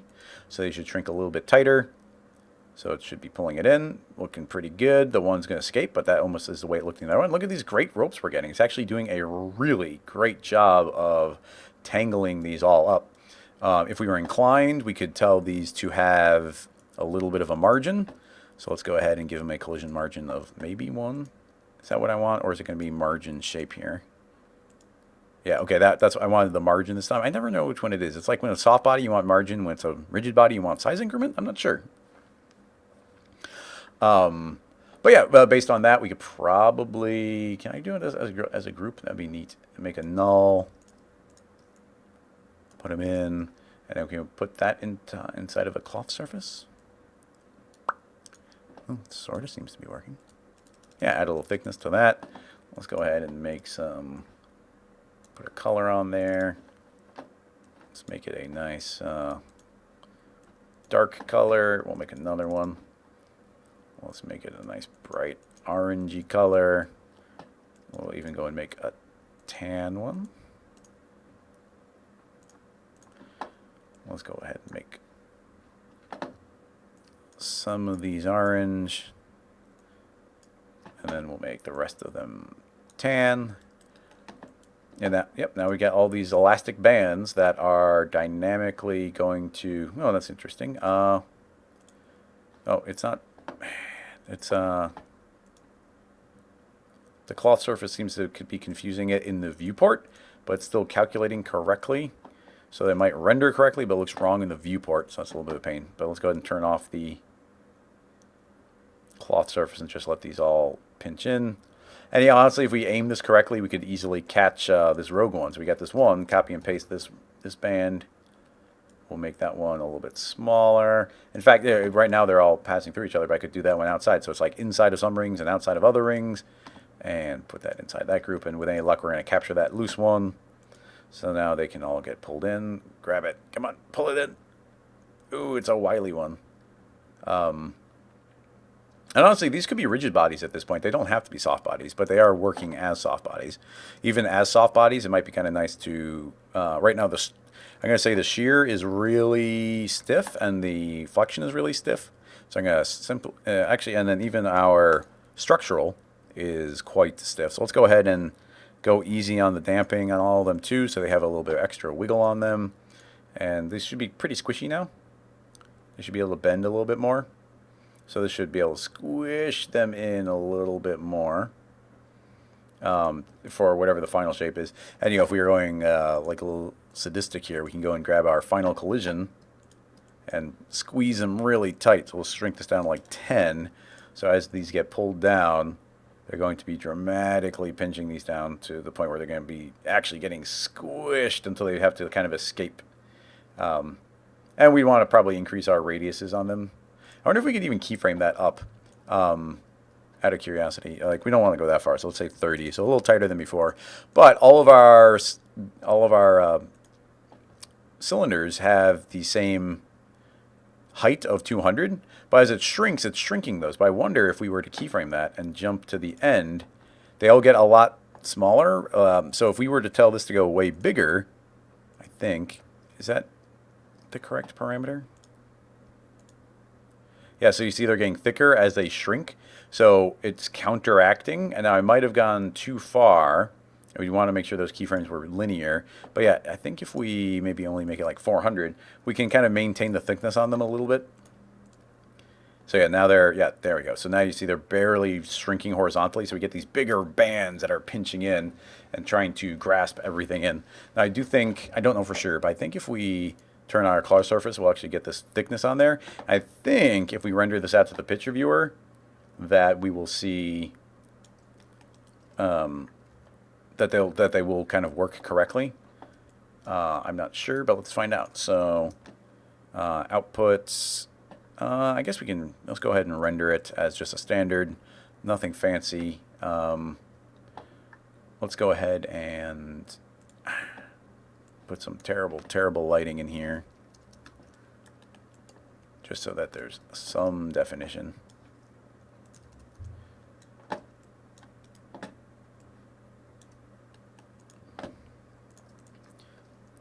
Some soft shadows, give us a little bit of contact point. Take these two, make them a little bit dimmer, maybe add a little bit of color.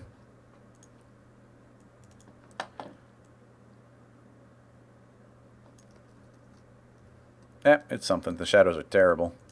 We can turn on area shadows, which will look better, but it's going to take longer to render.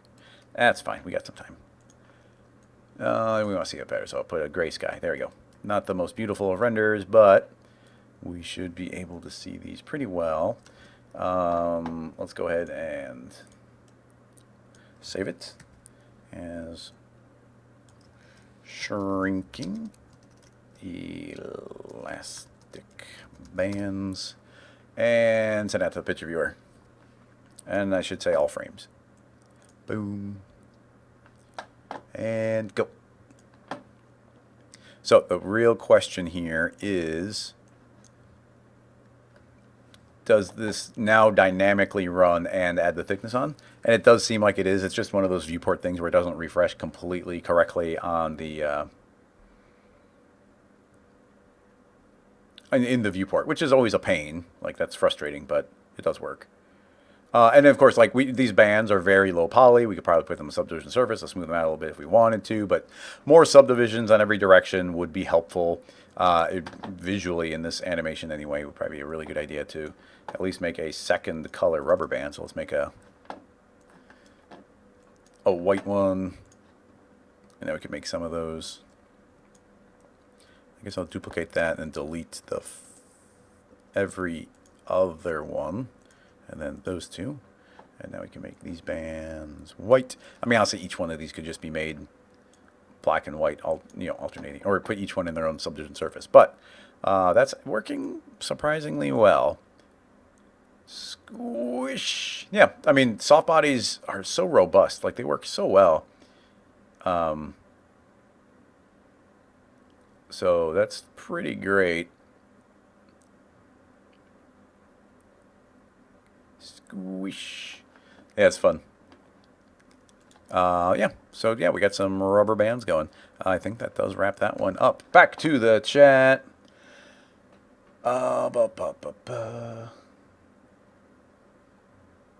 Let's see, I ended too quick for people to put questions. I'm going to scroll back up to the earlier part.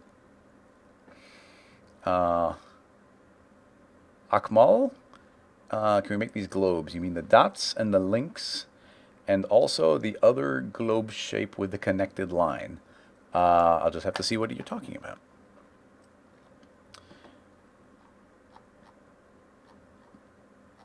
Ooh. Look at this. Can you make these globes? And I mean these dots and the links on the globe on the other connected line. So what I'm thinking you mean are these nice little dots going and connecting from one spot to another to another. I'm trying to... Yes, we can. I learned... Okay, I have a way to show you how to do this, and I'm going to give a shout out to Robin Hadow, who is the person who told me how to do this. So let's go ahead and open up a new file. And the basic idea being, let's say we have a globe, and let's see, what's the best way to do the connections?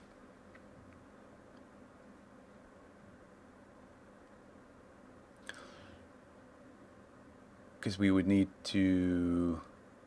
We need to make some quick direct connections, which is a little bit pain. There's apparently a plugin that does this pretty well. There is a plugin that does it. I don't know what the plugin is, but let's go and do it without a plugin. So I'm going to go ahead and make a sphere. Let's put a material on it.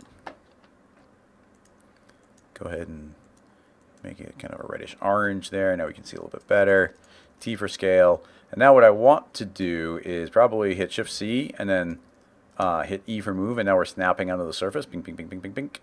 Now we're not actually snapping on the surface. If we tell P, you'll see that we're snapping on the vertexes. I don't want to snap on the vertex. I want to snap to just edge polygon snap. So I think, yeah, just anywhere on the polygon. So now I'm just stuck on the surface. Cool. So what I would want to do, and there's no, I can't think of any automatic way to do this outside of a plugin. But if we're going to make a tracer object and connect the sphere and then sphere 2, then this should draw a direct line between them. So it's actually a direct connection between them. If we say connect elements, and then don't trace the vertices. So the idea should be is that we just have these two lines connecting. That's fine. Not too much to it. But what we need to do is start. I wish there's a quicker way. I mean, there might be ways with like X particles or something to automatically make this connection, and I'll have more to talk about this in the future. But for now, I'm just going to copy and paste and move these around. And I do have to do it on a sphere by sphere basis, but you see if we were to move that there and then move this here, like we're making those like new connections where they're snapped there, and by copying the tracer along with it, like each one just becomes a pair that gets connected. The tricky part that's a little frustrating is that we're not getting a connection back to the original. So we might be able to do that if I copy and pasted that and then move this sphere here. So what's its partner? Yeah, it did remember the partner. So like this line is going to connect to another existing kind of city. And then we can grab this again and then move it here. And I think that's 8. So if we click on this, yeah, that's the master city on this particular configuration. So I guess this isn't too hard. And if we had these very specific, this would not take that long to place them. Once again, I should probably hit a transparent mode here. Let's go ahead and turn on like lines so you can actually see our tracers traveling between. It's actually a little bit hard to see them as well. So let's, I mean, they're in there. So you can see we're getting all these connections. Honestly, that's as far as I'm going to go as far as making these connections. What I would do now, this is the interesting part, is you see we've got these different connections here. Those are our city connections. If we, I guess I'd probably copy and paste them and then make it editable, and then I'm going to right click and say connect and delete. So now we've got all of these connected lines between the cities. So if we go and make a right click and add a hair or spline, yeah, hair spline dynamics tag, I'm going to go and select all of our points and then subdivide. Let's go and the shortcut is US, so I'm going to go US, US, US, US, and now it's subdivided a bunch of times. So now if I select all, I can hit UK and shrink by 1, which means we don't have the points on the end. And I can say UI and invert my selection. So now I've got the end points on each of those splines. I'm going to say on our hair dynamics that those are set points. So if I hit play, you see all those are going to sag downward. But instead, let's go to our forces, say that there's no gravity, and now let's create a simulation particle attractor. And of course, you know where I'm going with this. We're going to set our speed way down, and we're going to set the attraction to negative, let's say 50. Let's make sure that we're going to change this to exclude, so it's going to see the force. And so now this attractor is pushing those all away. And if we keep on increasing the strength here, you can see that we're going to start getting a nice line that's pushed out from the center point, and we're getting these nice arcs traveling around. Make it 3 times as strong. You see we start getting, the stronger this effect, then the more we're going to get those arcs pushed out. And now you've got those lines pushed out. We could at any point delete this hair tag off of there, and there you go. Now you've got your splines arcing from point A to point B with gravity having kind of dynamically pushed them from one spot to the other. Yeah, so that pretty much does that one. And once again, shout out to Robin for a conversation we had where she mentioned that being a technique.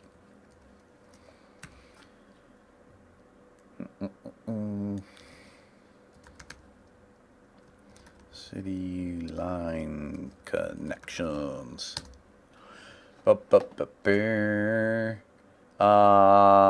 Typo. You got link to imager and a winky face. So that makes me, oh, okay. Yeah. So the other day I tweeted out that I saw a really bright meteor fly like right outside my window. And then later I found that somebody had captured the meteor I saw on their security camera. So this is the meteor I saw. I just saw it from the city, and it was so bright that in the middle of the city I could see it. And it was pretty dang, it felt pretty close. Like I saw it this equivalent amount, and it was really bright. And Typo had said that he was going to link it to me in the live stream so that I would have a good excuse to go and try and make it. So I appreciate that. Now, having said that, the actual, the actual breaking apart of all these parts is kind of really straightforward. So it goes to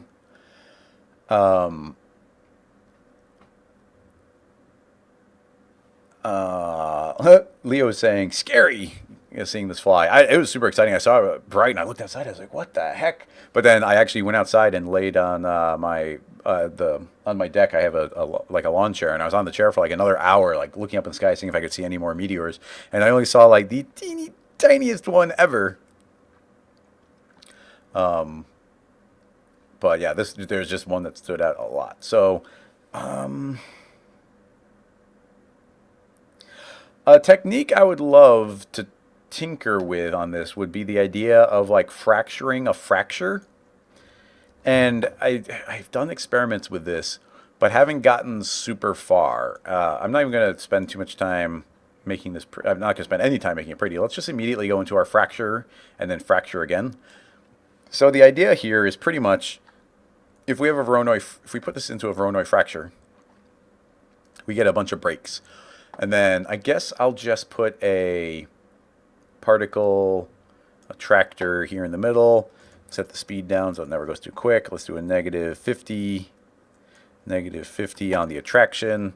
And if we make this dynamic, I think we have to put in the Voronoi. If I say simulation, rigid body, individual elements top level, I think that will be dynamic. I hit Control D, turn off gravity. So with any luck, this will just kind of float apart. There we go, working fine. Now what I want to have happen is, as these float apart, to run a second fracture that suddenly breaks apart.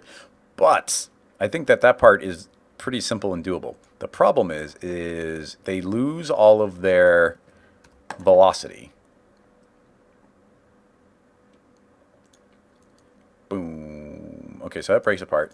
Now, the idea being, if we were to make a copy of that Voronoi fracture and put it into a Voronoi fracture, it's just going to instantly break twice. So if we were to run this, then it's going fine. And then the idea would be, at a certain point, we would turn the second one on, and you see it actually broke all those parts some more, and then continue. But, well, it didn't like that. It suddenly started freaking out. So it goes to... we'd actually been tinkering with a little bit of code to see if we could get some things working here. X particles in the upcoming version, they have a re-breaking, they have fracture and then refracture. But something I saw in the test that they showed, at least, is it didn't seem to really maintain the velocity of the previous particle. It like lost all of it. What I'd love to have happen here is, once this broke, to inherit the velocity of the previous object. And I just don't think that's a thing.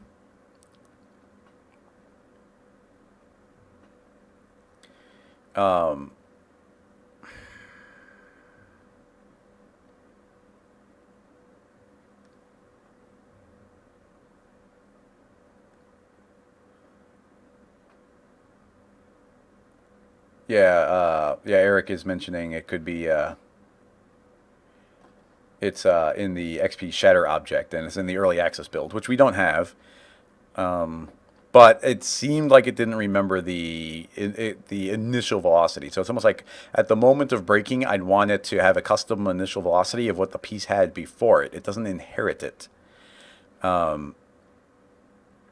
So that's the part I would love to explore, but I feel like it would just probably take a lot of time.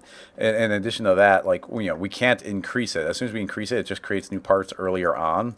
So it doesn't work that way. Now we could put a bunch of brakes and then make a connector. So we can create a fixed connector. And now it's trying to push all of them apart, but there's actually a fixed connection here. So they can't break apart. And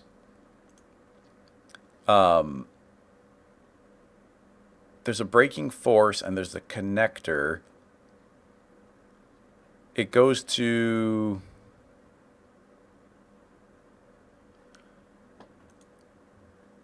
it wants to, yeah, there's braking force and then a braking torque. And what I'd love to do is have it start breaking apart different parts and not let go until later. But I don't have very direct control over when they would, because like inside this fixed connector, there's no fall off. We can't start feeding it fall offs, which would be really good. We could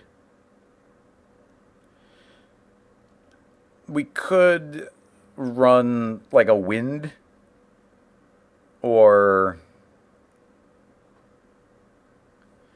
I'm trying to think of what the right way to do it would be. We could run some sort of wind that would sort of force them apart. I just had a weird idea pop in my head. Instead of this a tractor, if this was just sitting here, it's not going to do anything. But what if we made like an object that was cloning onto the surface here and just kind of randomly jumping around, and we'd make it invisible, and we'll see how tiny we can make it. And if it suddenly wedges itself in between two pieces, it kind of forces them apart. That might be kind of cool. That's not something I've tried before. So I'm going to make a sphere. It can be pretty low poly. Make it icosahedron. You can see what we got right there. There we go. That should be... Let's go up one there. So if we make I'm going to make it actually pretty big right now. But the idea being is, let's just say, okay, I'm going to make it so that the sphere exists on this frame, but in the previous frame it didn't exist, okay? So that's the basic idea. So it exists and then doesn't exist. And we're going to make it a rigid body. So there we go. It's a rigid body and it's off. It's not a dynamic object. So if we were to put this right in the middle of our overall shape, nothing should happen, and then oh, no, why is it? It is existing. Did I do this backwards? Yeah, I did it backwards. Let's put that there. So nothing happens until it suddenly exists. Boom. And actually, that's not bad. Let's go and move this into someplace more forward. So it's going to suddenly exist there, and it almost gives us like this little explosive force, but it does force pieces away. So that's kind of intriguing. Not really something I had thought about before. Let's go and shrink the radius up, and I wonder how small we can go. Boom. Yeah, so that, you know, see that broke out a big chunk, but the chunks inside of it are still... What am I trying to say? Do you see how these are still connected? So that's intriguing. And then I wonder if we could even make it so that this only exists for a single frame. So you can see it's going to be off, on, off. I just copied that frame over to the opposite side. So let's see. Oh, okay, it was too quick. That didn't count. So let's go ahead and give it 2 frames of living. Boom. Okay, that was a hit, but not quite enough. Now we can just grab these two and start scooting them apart until it's enough. Boom. Okay. Now, I bet you that even that 1 frame is enough if we make it bigger, but I don't want to go too overboard there. Boom. Like a big explosion there. So, interesting, interesting. Okay, so if this is our premise, let's just say I'm going to make a copy of that sphere. And that sphere is cool, but let's move it up and out of the way. Now we're going to take this one, and I'm going to stop keyframing it like that. So it's always going to be on. So my thought is what if we make it so that we are inside of a... would we make it a cloner? Yeah, I think we just make it a cloner. Put this in the cloner, and I'm going to tell the cloner that it's an object-based clone, and I'm going to drag in our Voronoi Fracture. So now it's cloning all over the place, but it's cloning on the surface. But I'm going to say, you know what? I only want 1 clone.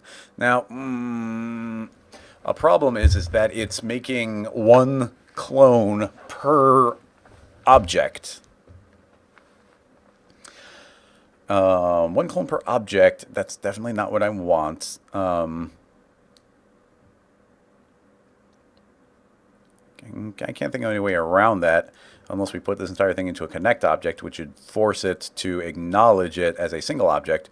Don't weld. We could still see the individual chunks, but now the cloner will view the connect object. Now there's a bunch of internal geometry, but the basic idea here being is as we change our random seed, you see how it's jumping around all over the place? Oh, actually, that's interesting. It seems to be, why is it, it's traveling in a very odd way. It seems almost like it's a,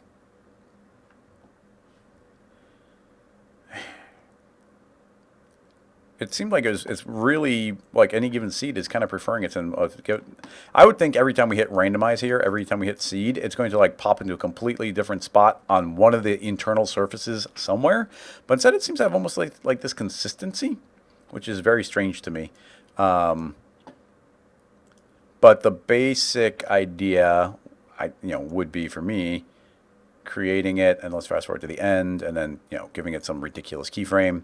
So now essentially every single frame it should be jumping from spot to spot to spot to spot. And let's just hit play and see what happens. Boom, boom, boom, boom, boom, boom. Yeah, you see it's jumping all over the place, and it almost immediately shatters everything. Boom, boom, boom, boom. So the idea would be that we don't want it to actually jump that often. Now the easiest way to do this would be with Signal. Like I could do this super easy with like one click in Signal. But we need to, if we're not going to use Signal, then we need to step it. And I guess that's not too hard, but it's a little bit of a pain. If we go to like, let's say every 5 frames it should happen. So I'm just going to go 5 frames and record. 5 frames, record. And then keep in mind that it is still keyframes. So you can see it's every time I jump, it's automatically jumping a new time. But I'm just going to keep jumping and then this is very manual. Like I said, if we did this with Signal, it would be a very dynamic connection. Just another reason to use Signal from Grayscale Gorilla. Keyframe. I'm going to go and meticulously do it on every one because these are pretty cool experiments.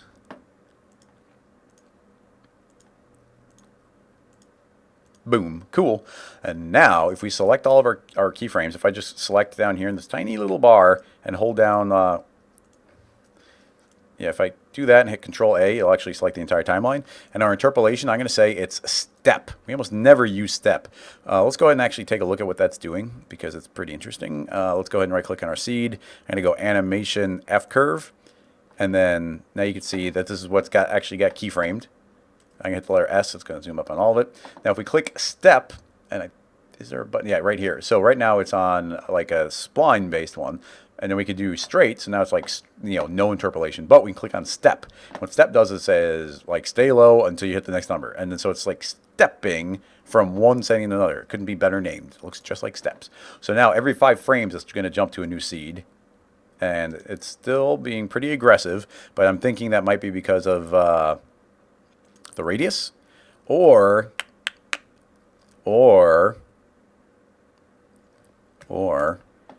dynamics-wise, it's traveling between the two, and then that would really be ripping it apart. Yeah, that seems to be existing while it's jumping from spot to spot, which makes me want to turn it off in between transitions. It's a little weird again. So let's see, we would say in the beginning it is off, so we're going to say boom, and then at 5 frames it is also off, but then if I go back 1 frame it's on, and if we go back to 1 frame forward from nothing it is also on. Now I lost a keyframe there, I don't know where or how, but I'm going to turn that off. So there you can see essentially what my loop is, and now I want that to loop, so I could just hold down Control, and this would yeah, I want that to be 3. And then we could double that again, 3. There's a way of looping in the timeline. I just forget how to do it. But it doesn't take too long to keep on doubling this. Good enough.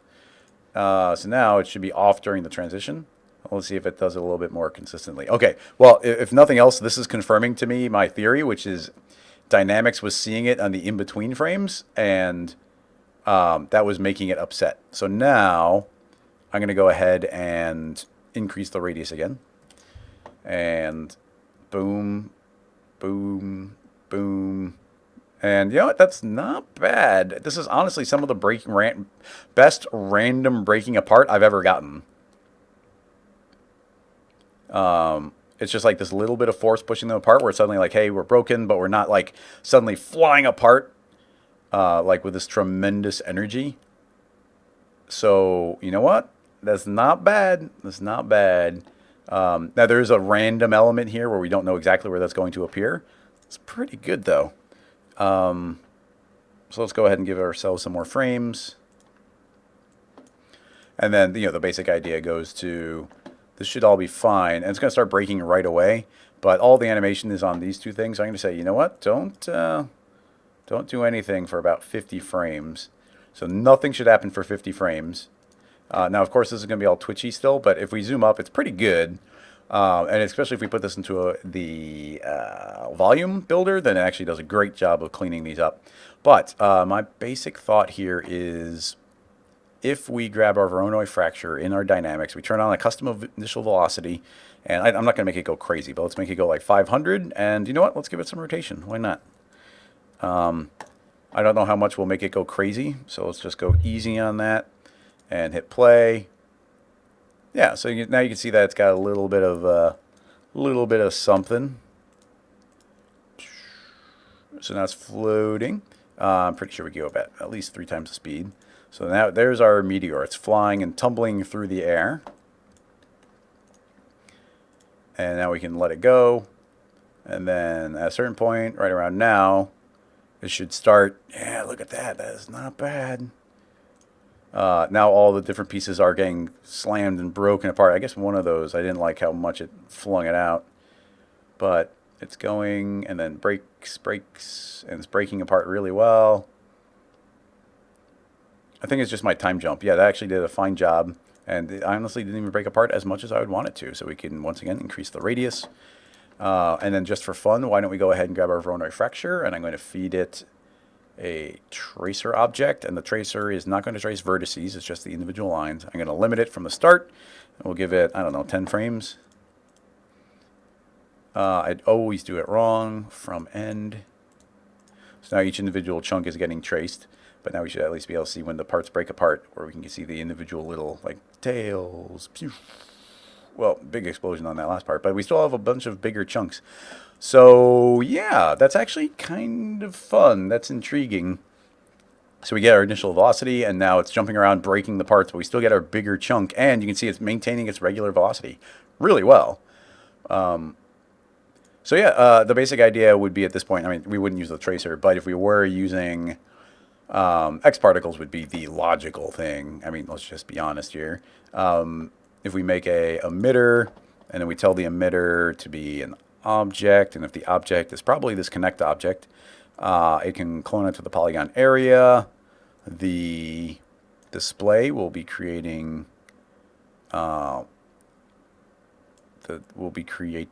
filled circles. Let's see. So yeah, now we got a bunch of these particles coming out. I'm going to go ahead and give make the radius real big.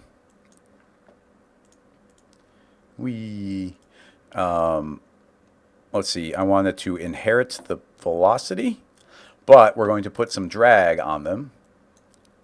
So we're going to go X particles. There is no drag, right? That always throws me off. There is a drag. Okay, drag. So there's air drag. We'll put a force multiplier on it, but they should hopefully be taking on the velocity and then slowing down as they go.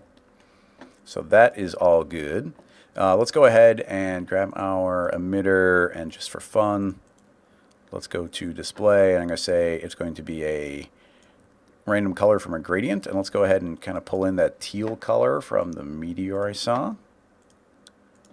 A little bit more green, blue, saturated, a little more blue maybe. So we'll do that, and then we can go all the way to a green. So I'm just going to let these, I thought I said green.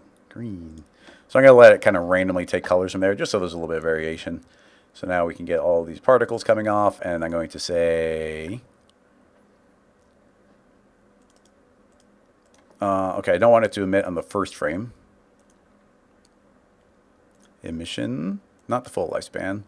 Oh wait, no, emit frame, start frame 1, full lifespan, no. Let's say they live for 90 frames. I don't know why those first ones are not getting any speed, but whatever. So these are flying. That's looking good. Let's go ahead and probably make a lot more particles. So on the particles, let's go ahead and set the radius down. Make the emission, I don't know, we probably do quite a few. And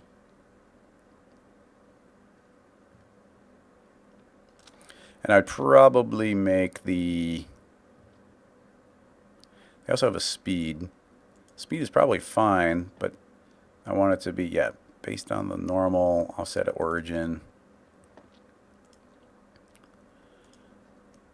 They're getting left behind, maybe based on the noise. I mean, that's really solid, but that's not necessarily wrong. Do they stop emitting at a certain point? Yeah, they do. Keep emitting. And let's give ourselves a couple more frames. Keep emitting. And then lifespan, let's give it a bunch of variation. Let's go 3 times as many particles. Let's make them smaller. Yay, X particles.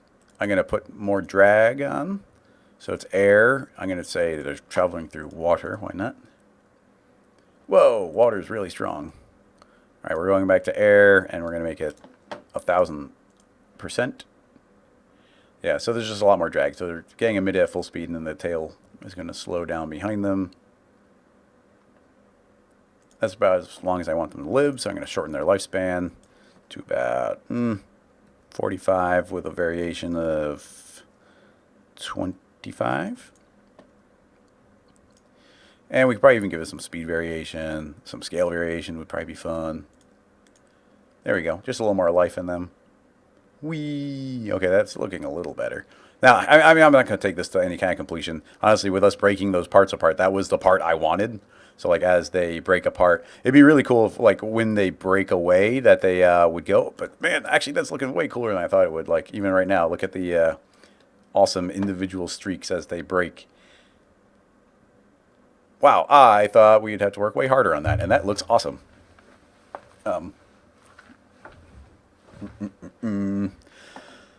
Let's see. It's already 4 o'clock, so we can probably sneak in one more question. I'm going to spend maybe another minute on this one. I don't want to spend too long on it because I think we already pulled out that really cool technique. In fact, I might want to pull that technique out and make a proper tutorial out of it at some point.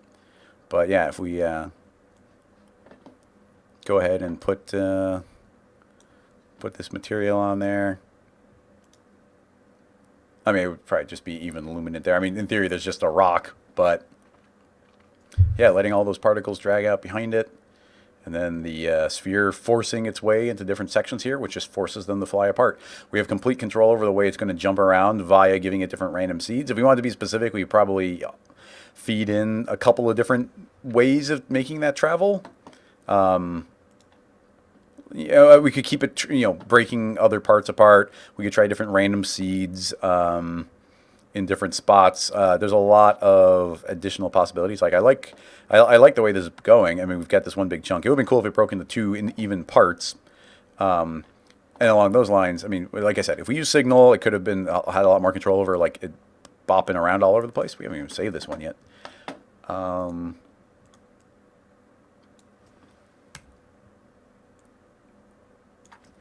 Meteor breakup.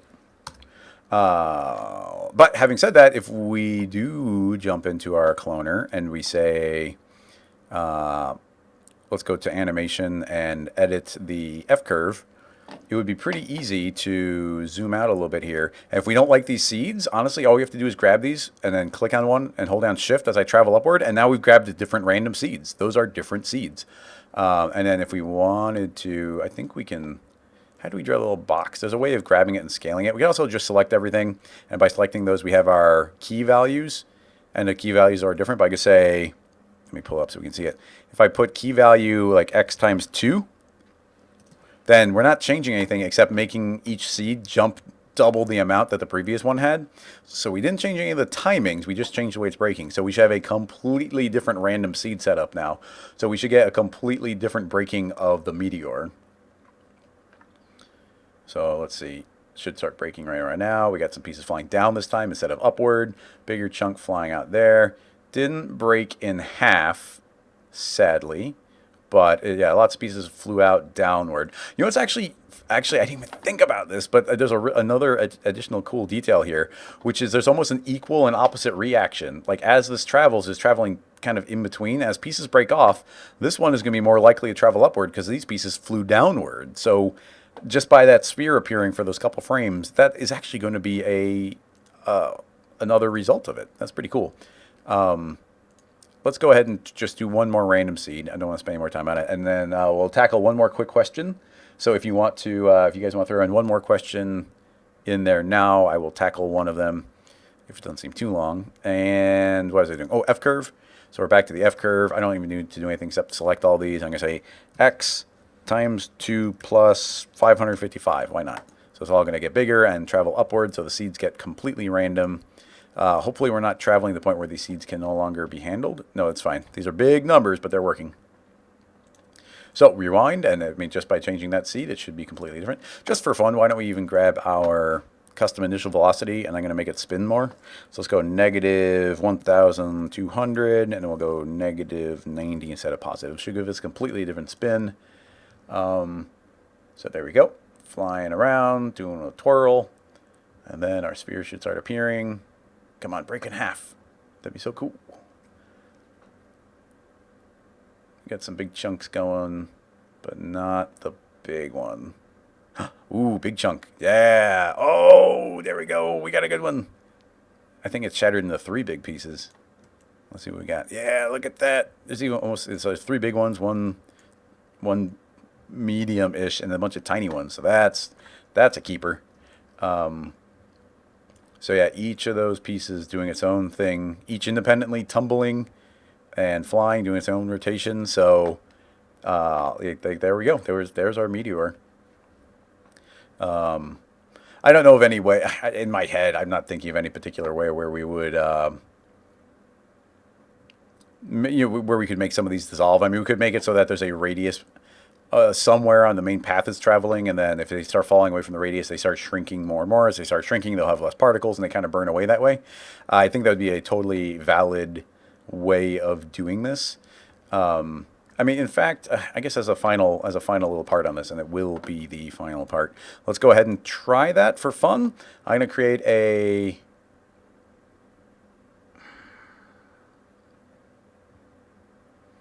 No, I don't know if that would work.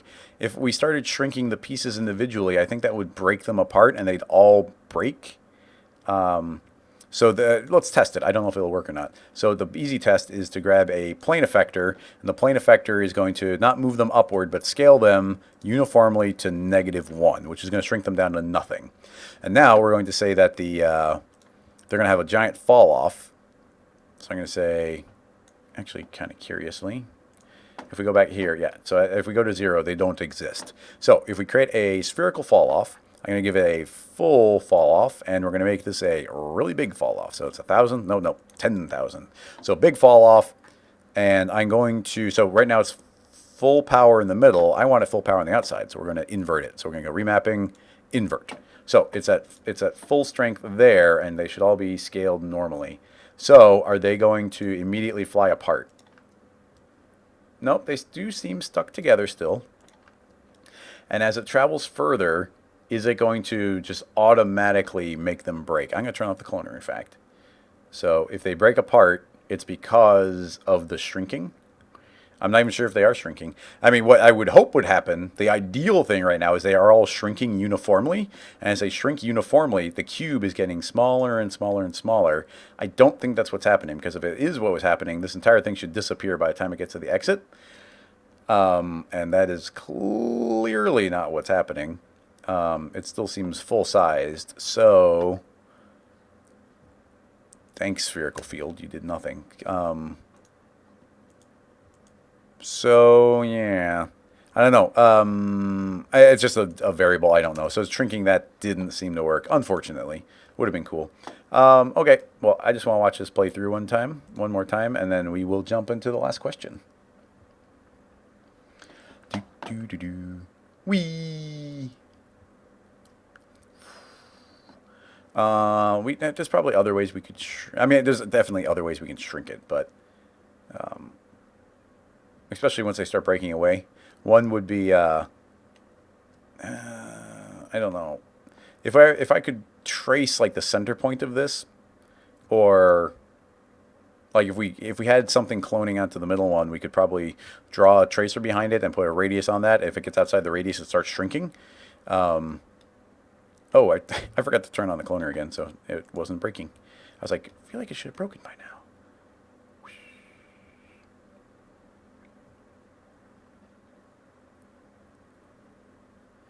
Break. That's cool.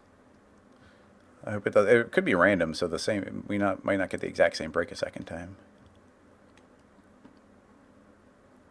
Yeah, I think we already did all the breaks, and it didn't do the big multi-break that time. I didn't change anything about that, so I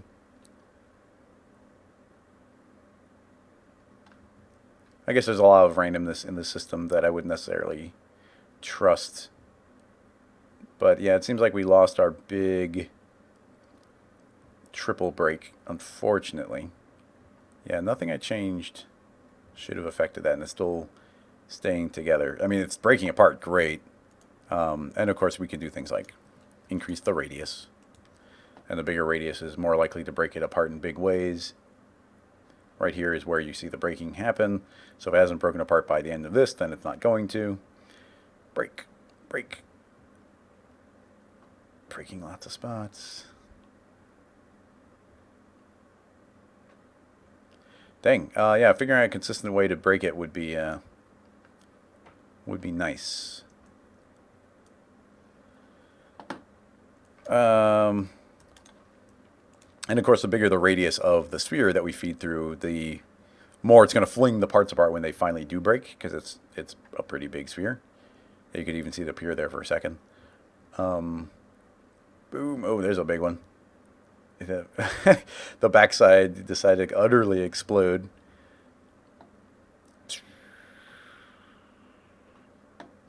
I guess I hit a thick pocket of atmosphere. Anyway, I'll save the file there, and let's jump back into the chat. Yeah, so that one's Ben Affleck, definitely.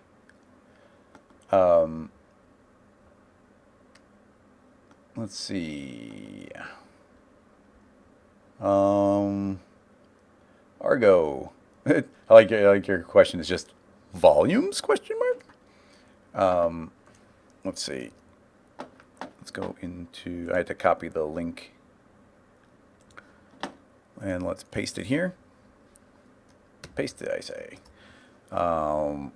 So, ew, gross. Latest research and developments in CGI techniques creating hypnotizing visual effects. This is from Bissus Production. Bubbling in cut. Ooh. It says it's turbulence and X particles and Krakatoa and real flow. So, man, it looks cool and gross, but yeah, there's just a lot going on there.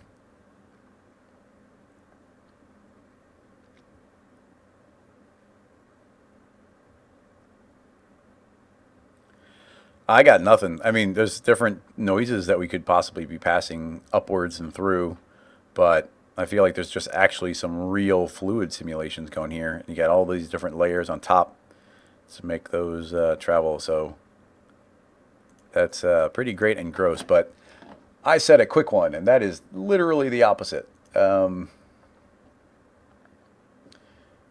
says Bissus is kiss in French. That's like the opposite of what they're showing there. But yeah, I guess their logo shows a little kissy lips. Cubic, what do you got? You got a link to Instagram. It's just a straight up link to Instagram. To the Motion Graphics Collective.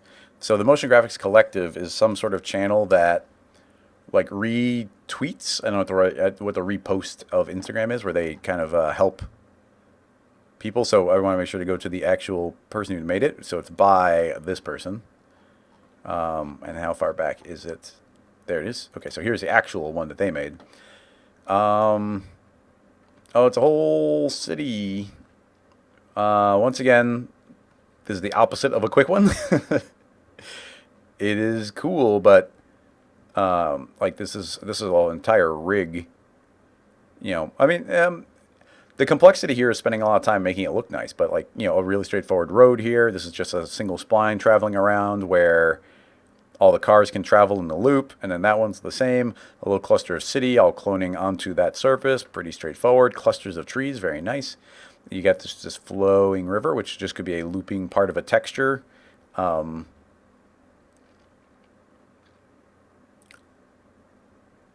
So it just goes to, like, you know, making one of these trees is an entire section. Making a rig where the cars are traveling around a sphere would be an entire section.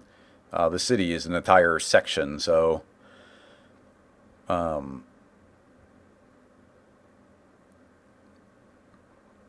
yeah. I like how it does look like a tennis ball, though. Who actually made it? It's Agents Television. It is Cinema 4D. Do do do do do do do do do.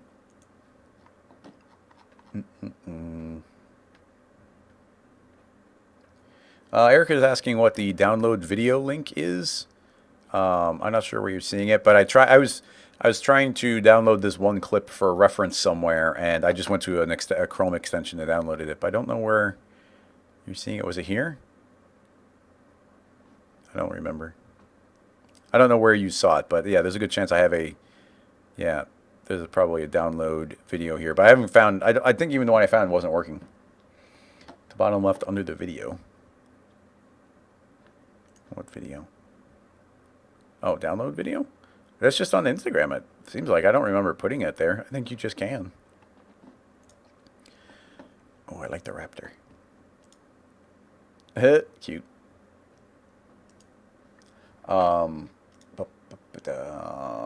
Junior Clarkey is asking about this one. 50 minutes in. Bubbles. Raptor. Phil Mayer.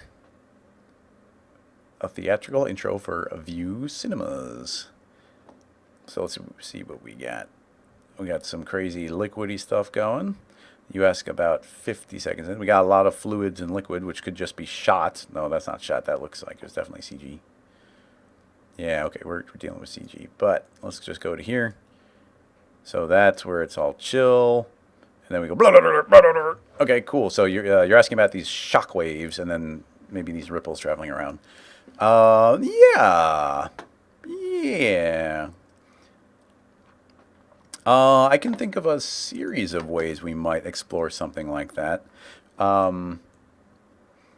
Let's go ahead and just make these on the surface of a sphere so that we're a little bit different. And I'm going to go ahead and, I guess I want more, I'll do icosahedron just so we get an interesting shape. Let's get some more polys going. We can go and make a cube. I'm going to make a bool. Let's feed both of these into the bool and say A subtract B. And then we're going to move the cube down so we get that kind of thing. Chopping it out. Actually, I'm going to change it to A without B, and that's just going to even be hollow. So now we just got this little bit of a surface up on top. Actually, I kind of want something like that. And now we can subdivide even more because we don't see that many polys. Cool. So that's what I'm going for. I'm just going to go ahead and say create single object, hide new edges, make editable. And now we just get our single object. Cool. So that is our geometry. So we want to keep this really low poly. So I'm going to make a very low poly sphere. Cloner, clone the sphere onto the bool. So we're going to set the cloner to object. Boom. And now it's already cloning onto the surface. We want vertex. So now we get that really neat looking pattern. But I want to make the bool a little bit bigger. T for scale. Make the bool bigger. And now I'm going to hit T for scale and scale our sphere down. Kind of split the difference there. So now we get a whole bunch of these eating up space. I guess the ones on this lip are going to be a little bit ugly. I'm going to ignore those. But otherwise, the layout's pretty nice. Okay, so let me think. What's a cool Voronoi type way of getting some shock waves? Not Voronoi. Why did I say Voronoi? A cool new fields type of way. I'm going to say plane effector, and then I'm going to make sure that the plane effector is not affecting the relative position, but affecting the transform space of the effector, so that pushes them all upward, not on their relative one, but on this one. Okay, cool. So now on here, if we were to make, let's say, a spherical fall off, now you can see that these are going to be what's affected. So if we were inclined, we could increase our size, and then, they'd all be kind of caught that way. But let's not use a spherical field. Let's spend a few minutes experimenting here. We probably need a seed of some sort, but well, to tell you the truth, nothing is instantly coming to mind as a way of repeating the shock wave. I mean, we could do time and then loop if there's a big gradient, perhaps. Okay, we are going to make a spherical field. I am going to move the spherical field up here. I don't care about color. I'm going to set it to normal, and let's go ahead and go to remapping, full fall off, and let's grab our radius and make the radius so big it pretty much captures everything perfectly. So I don't want that end to move at all, but I want the beginning to move a lot. So there we go. It's capturing the entire area. What might be better is honestly, it might be better as a cylinder. So I'm going to click on the spherical field and change it to a cylinder. And now it's a cylinder, and now we can increase that radius, and now it's going to fall off in a more linear type way, and then give it full height. Cool. Yeah. So now it's not dependent on the sphere's curvature. Okay. Now that's a full fall off from 0 to 100. So my thought would be, can we loop? Is there a modulo? Range map, remap, maybe. So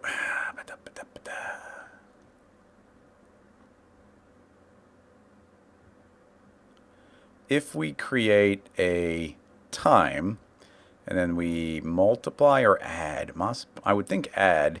If we add time, then they should all slowly get to their max value. But if we make, I don't know what remap does, but I'm going to try remap. Remap color. I don't want to remap the color. I want to do a modulo. Is there such a thing as a modulo? Not here. Modulo. Range map. Is there a loop on the range mapping?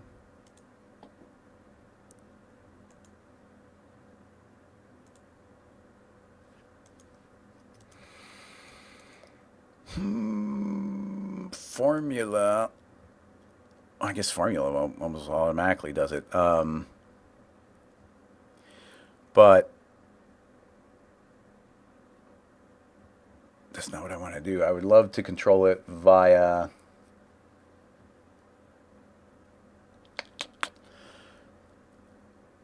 it viewing everything below, because there's subfields plus D, and D equals time times F, which is a frequency. I don't want any of that. We just want kind of the subfields. I wonder if that's even a thing. Subfields unclamped. If we just say subfields, it's just seeing everything below it. Cool. Now I want to modulo it. So I'm going to type in mod bracket subfields colon or semicolon. I don't remember which. I'm going to say 1 close bracket. Let's try semicolon. There we go. There we go. Okay. Now, I'm using formula in the simplest way possible, so I don't want anybody to be intimidated by it. The basic idea here is I'm feeding it the subfields. So it's just saying, hey, I'm whatever is below. But I'm feeding it a modulo, and modulo is a very, very useful mathematical kind of term. So you probably know what clamp is, where clamp is like, okay, you have a value between 0 and 1, and you're clamping it. So it can't go below 0, and it can't go above 1. Well, what this modulo is saying right now is if you go above 1, reset back to 0. So I'm just looping around again and again and again. If I were to change this modulo to 2, then now it can travel up to 2 before it loops back down to 0. But I'm saying 1. So that is our way of looping that around. Now you'll see that our time is constantly pushing it upward.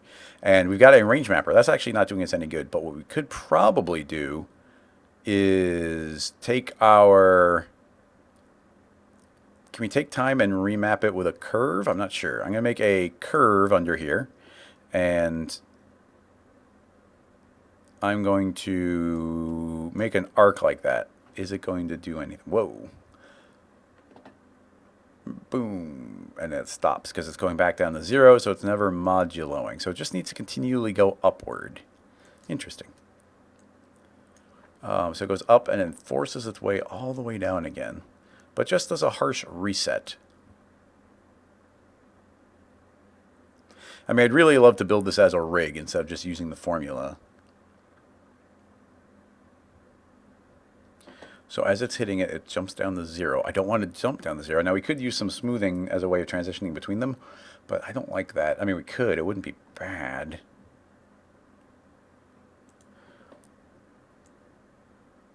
Oh, interesting. Okay, well, you know what? Like, I'm going to temporarily turn that off, because I just noticed time can also be treated like a sine wave.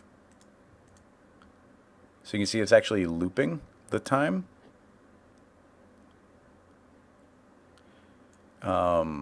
Which is cool. I didn't know it did that. So it's kind of giving us a forward and backward I wanted.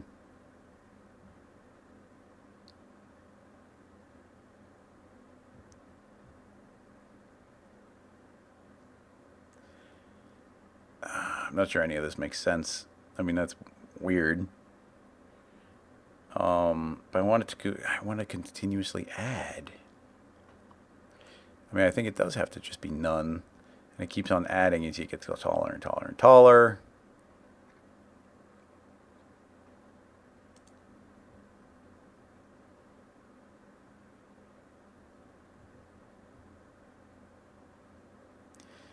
That should be... Oh, yeah, it's still on multiply. It's like, why is it doing that? That would be more of the shock wave around and around. Unless the curve comes afterward.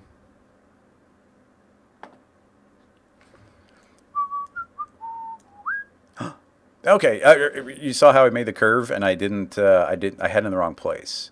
I didn't know I had it in the wrong place. I thought I had it in the right place. But if I put after the formula, then it's remapping the formula. So now, this is already too complicated of a rig, probably. The cylindrical fall-off is just giving us how the points are going to be distributed. And then the time is continually pushing everything upward. The formula is saying once you get to the top, go back down to the bottom. But then the curvature is saying that the bottom is the same as the top via remapping this. So now we get this loop.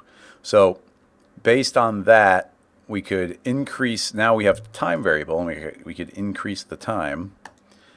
So now it takes, well, by increasing the time, oh, it's one of those ones that's reversed. So if we double the time, it goes half the speed. So if we go 3 times the speed, now it's traveling along there quicker. We have the formula, which is saying loop every 1. But if we had it loop every 0.5, then we should get double the loops. Now the time is way too quick. But now we should have 2 rings traveling every time. The remap doesn't seem to be able to handle that. So it looks like the curvature needs to double with every formula. Which does make me think that the curve would come before it, but then we saw that that did not work. I mean, I'm sorry. I'm intentionally making this more complicated because I thought there were some cool little potential educational moments in there, and instead I'm making it so complicated that even I'm having trouble following exactly what we're doing. Like this kind of looping here makes sense to me, where it's like we're telling it to travel back down, and now with the formula, every time I increase this, we're going to get more subdivisions that go less high. So that makes sense to me. Now these are snapping, but if we were to create a where do they hide them? A delay effector, and we have smoothing there. Now you can see how we're getting this more controlled ripple as it travels from one side to the other. We could also say linear. It's going to make that a little bit more linear. Shocking, I know. And then spring's always fun. Spring's actually looking the best, surprisingly. So yeah, now there's this really fun repeating shockwave where every point is just traveling up and down, up and down. If we made our cylinder a little smaller, I don't think the outside would ever move. Oh no, it's linearly adding. Yeah, it's stuff combined in such interesting ways. Because right now time is being added to the system, but if time was multiplied by the system, then this middle part is going to start out slow and then ripple and ripple again and ripple again and ripple again, and suddenly there's going to be tons and tons and tons of ripples in there. So the difference between add and multiply is immense. Subtract should be a very similar effect, except it's going to be doing the opposite and traveling downward, I guess. Pretty cool looking. I like the way it's like revealing up through the surface.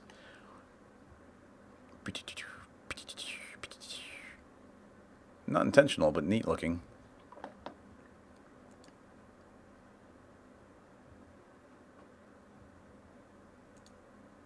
And what's funny is there's probably a completely unrelated system we could do that would use none of these same nodes. That would probably achieve a very similar effect.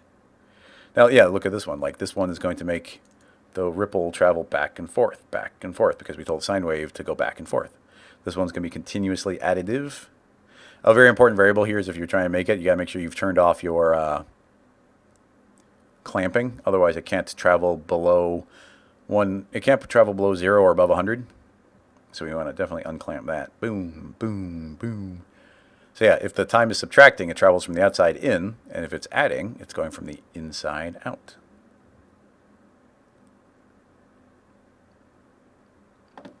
That's pretty cool.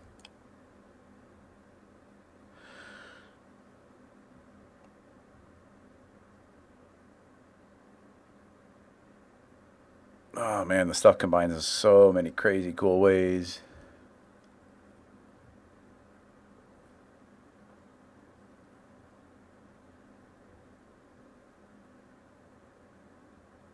I mean, there's even a good chance that we could just feed, like we had the formula effector. I think the formula effector does a lot of work here.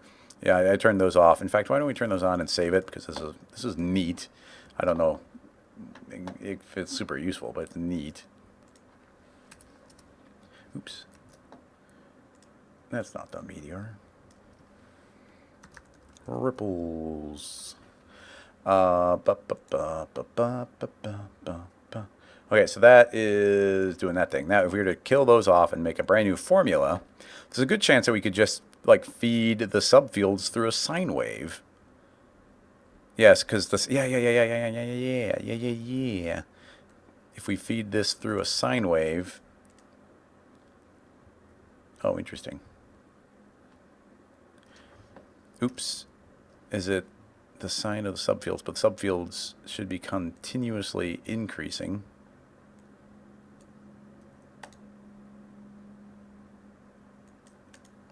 Well, that's not at all what I thought would happen. Sine wave. Oh, well, we do have double x or double. That's sort of more than I thought it. That's sort of more what I was expecting. Not really. Why is this? Okay, subfields plus d is time. The subfield should already have time applied. Okay, so this is traveling upward just because of time, but the sine wave is not getting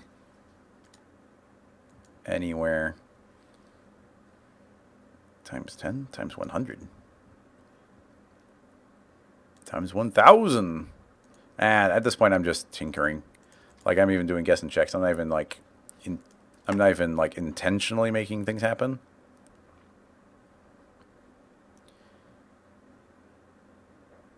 I'm a little thrown off by. I thought this would do something. I mean, there's definitely some sort of tiny movement, but I thought if you fed a sine wave, a subfield through time. No, maybe this needs to be multiplied. Put that times 10. Yes. Okay, there we go. There we go. That's what I was trying to do with the other ones. I wasn't seeing any effect. Yes. Okay. So now, yes, now the fall off what's happening here is the subfield is feeding out essentially 0 to 1, but time is constantly increasing. But this is saying it should have way bigger effect. So it's not 1 to 0, it's 1, or it's 0 to 1, but now I'm saying it's 0 to 200 because it goes up to times 200. And now the sine wave is making it loop. The sine wave is almost like a modulo, except it loops softly up and down. So now that's creating a loop based on what we're feeding it below. So if we turn off time, it's going to be static, but this means that we have complete control over the way this is falling off based on the cylindrical field that we're feeding it. So what's cool there is we could remap things. Like we could go and feed a curve, and now the way this is laid out should be dramatically different. Like if we curve this in differently, the speed it travels should be significantly different. Yeah, you can see where it's mirroring this shape in what we've got here, constantly offset in time.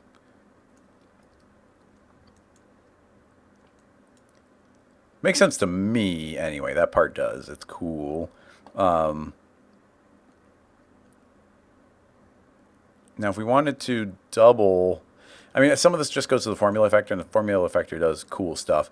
If we said times 2, does that, okay, times 2, here's our speed. So this is a speed multiplier. So it's how much is it going to go faster. And then there's also, there would be some variable we could do which would make this loop around more times. I would like to do that via it being fed more loops. Like our cylindrical field, I don't think there's a way of doubling it. I mean, you could remap it to be times 2. I don't think that actually makes sense, though. Okay, everybody. This is just math. Indeed, it's fun, but it doesn't make for very interesting viewing, I think. Well, that's not true. It could be really fun. I like it. I would totally watch somebody, but I don't want to just fumble through here while you're watching. So we already, oh man, we're almost 40 minutes over. So yeah, almost 3-hour live stream. So I'm feeling okay about that one. Give that one another save. Why not? And yeah, let's go back to the screen. Let's see. Wrap this one up. Thanks everybody for coming and hanging out and doing the asking questions. I couldn't do it without your questions. We'll be back next week, of course, with another episode of this. Tomorrow there'll be an episode of the Off the Record, which is more a bigger project-based ones. We're tinkering with sand and small granular things right now. I'm actually not entirely sure what we're going to do tomorrow with it. I got to think about that. Another reminder, there's a cool challenge happening right now in the Slack channel, so make sure you head to rocketlassoslack.com in order to get to the Slack channel and join in that the new challenge. I think it's going to be really fun. It's a really good one. And then I'm going to pop open that commercial one more time, because why not? This isn't even live yet. I'm just going to show it to you again in the viewport. So if you didn't catch it earlier, this is an experimental animation I'm working on for Patreon. It's not quite done, so you're getting to see an early version of it. So let's jump over here. And this is just playing in the viewport, so it's not, it might lag a little bit at the end.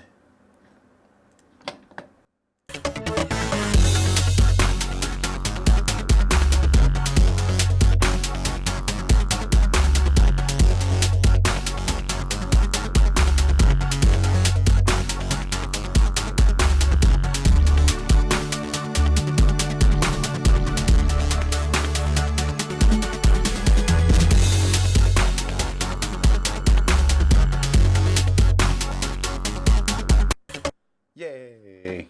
It's fun. I like that kind of stuff. And of course, I made that in Cinema 4D instead of After Effects because I know Cinema 4D really well, and I was able to put that together in kind of one night and then spend part of the next day polishing. So thank you, everybody. Thanks for the support on Patreon. Thanks for coming and hanging out and asking questions. Otherwise, we couldn't do this. And also exposes me to a bunch of really cool work I wouldn't know otherwise. So I'm going to officially say goodbye. Thank you, everybody, for hanging out. And I'll see you in the Slack channel. And I'll see you on the next episode of Rocket Lasso Live. Bye-bye, everybody. Bye-bye. Bye-bye. Bye-bye. Bye-bye.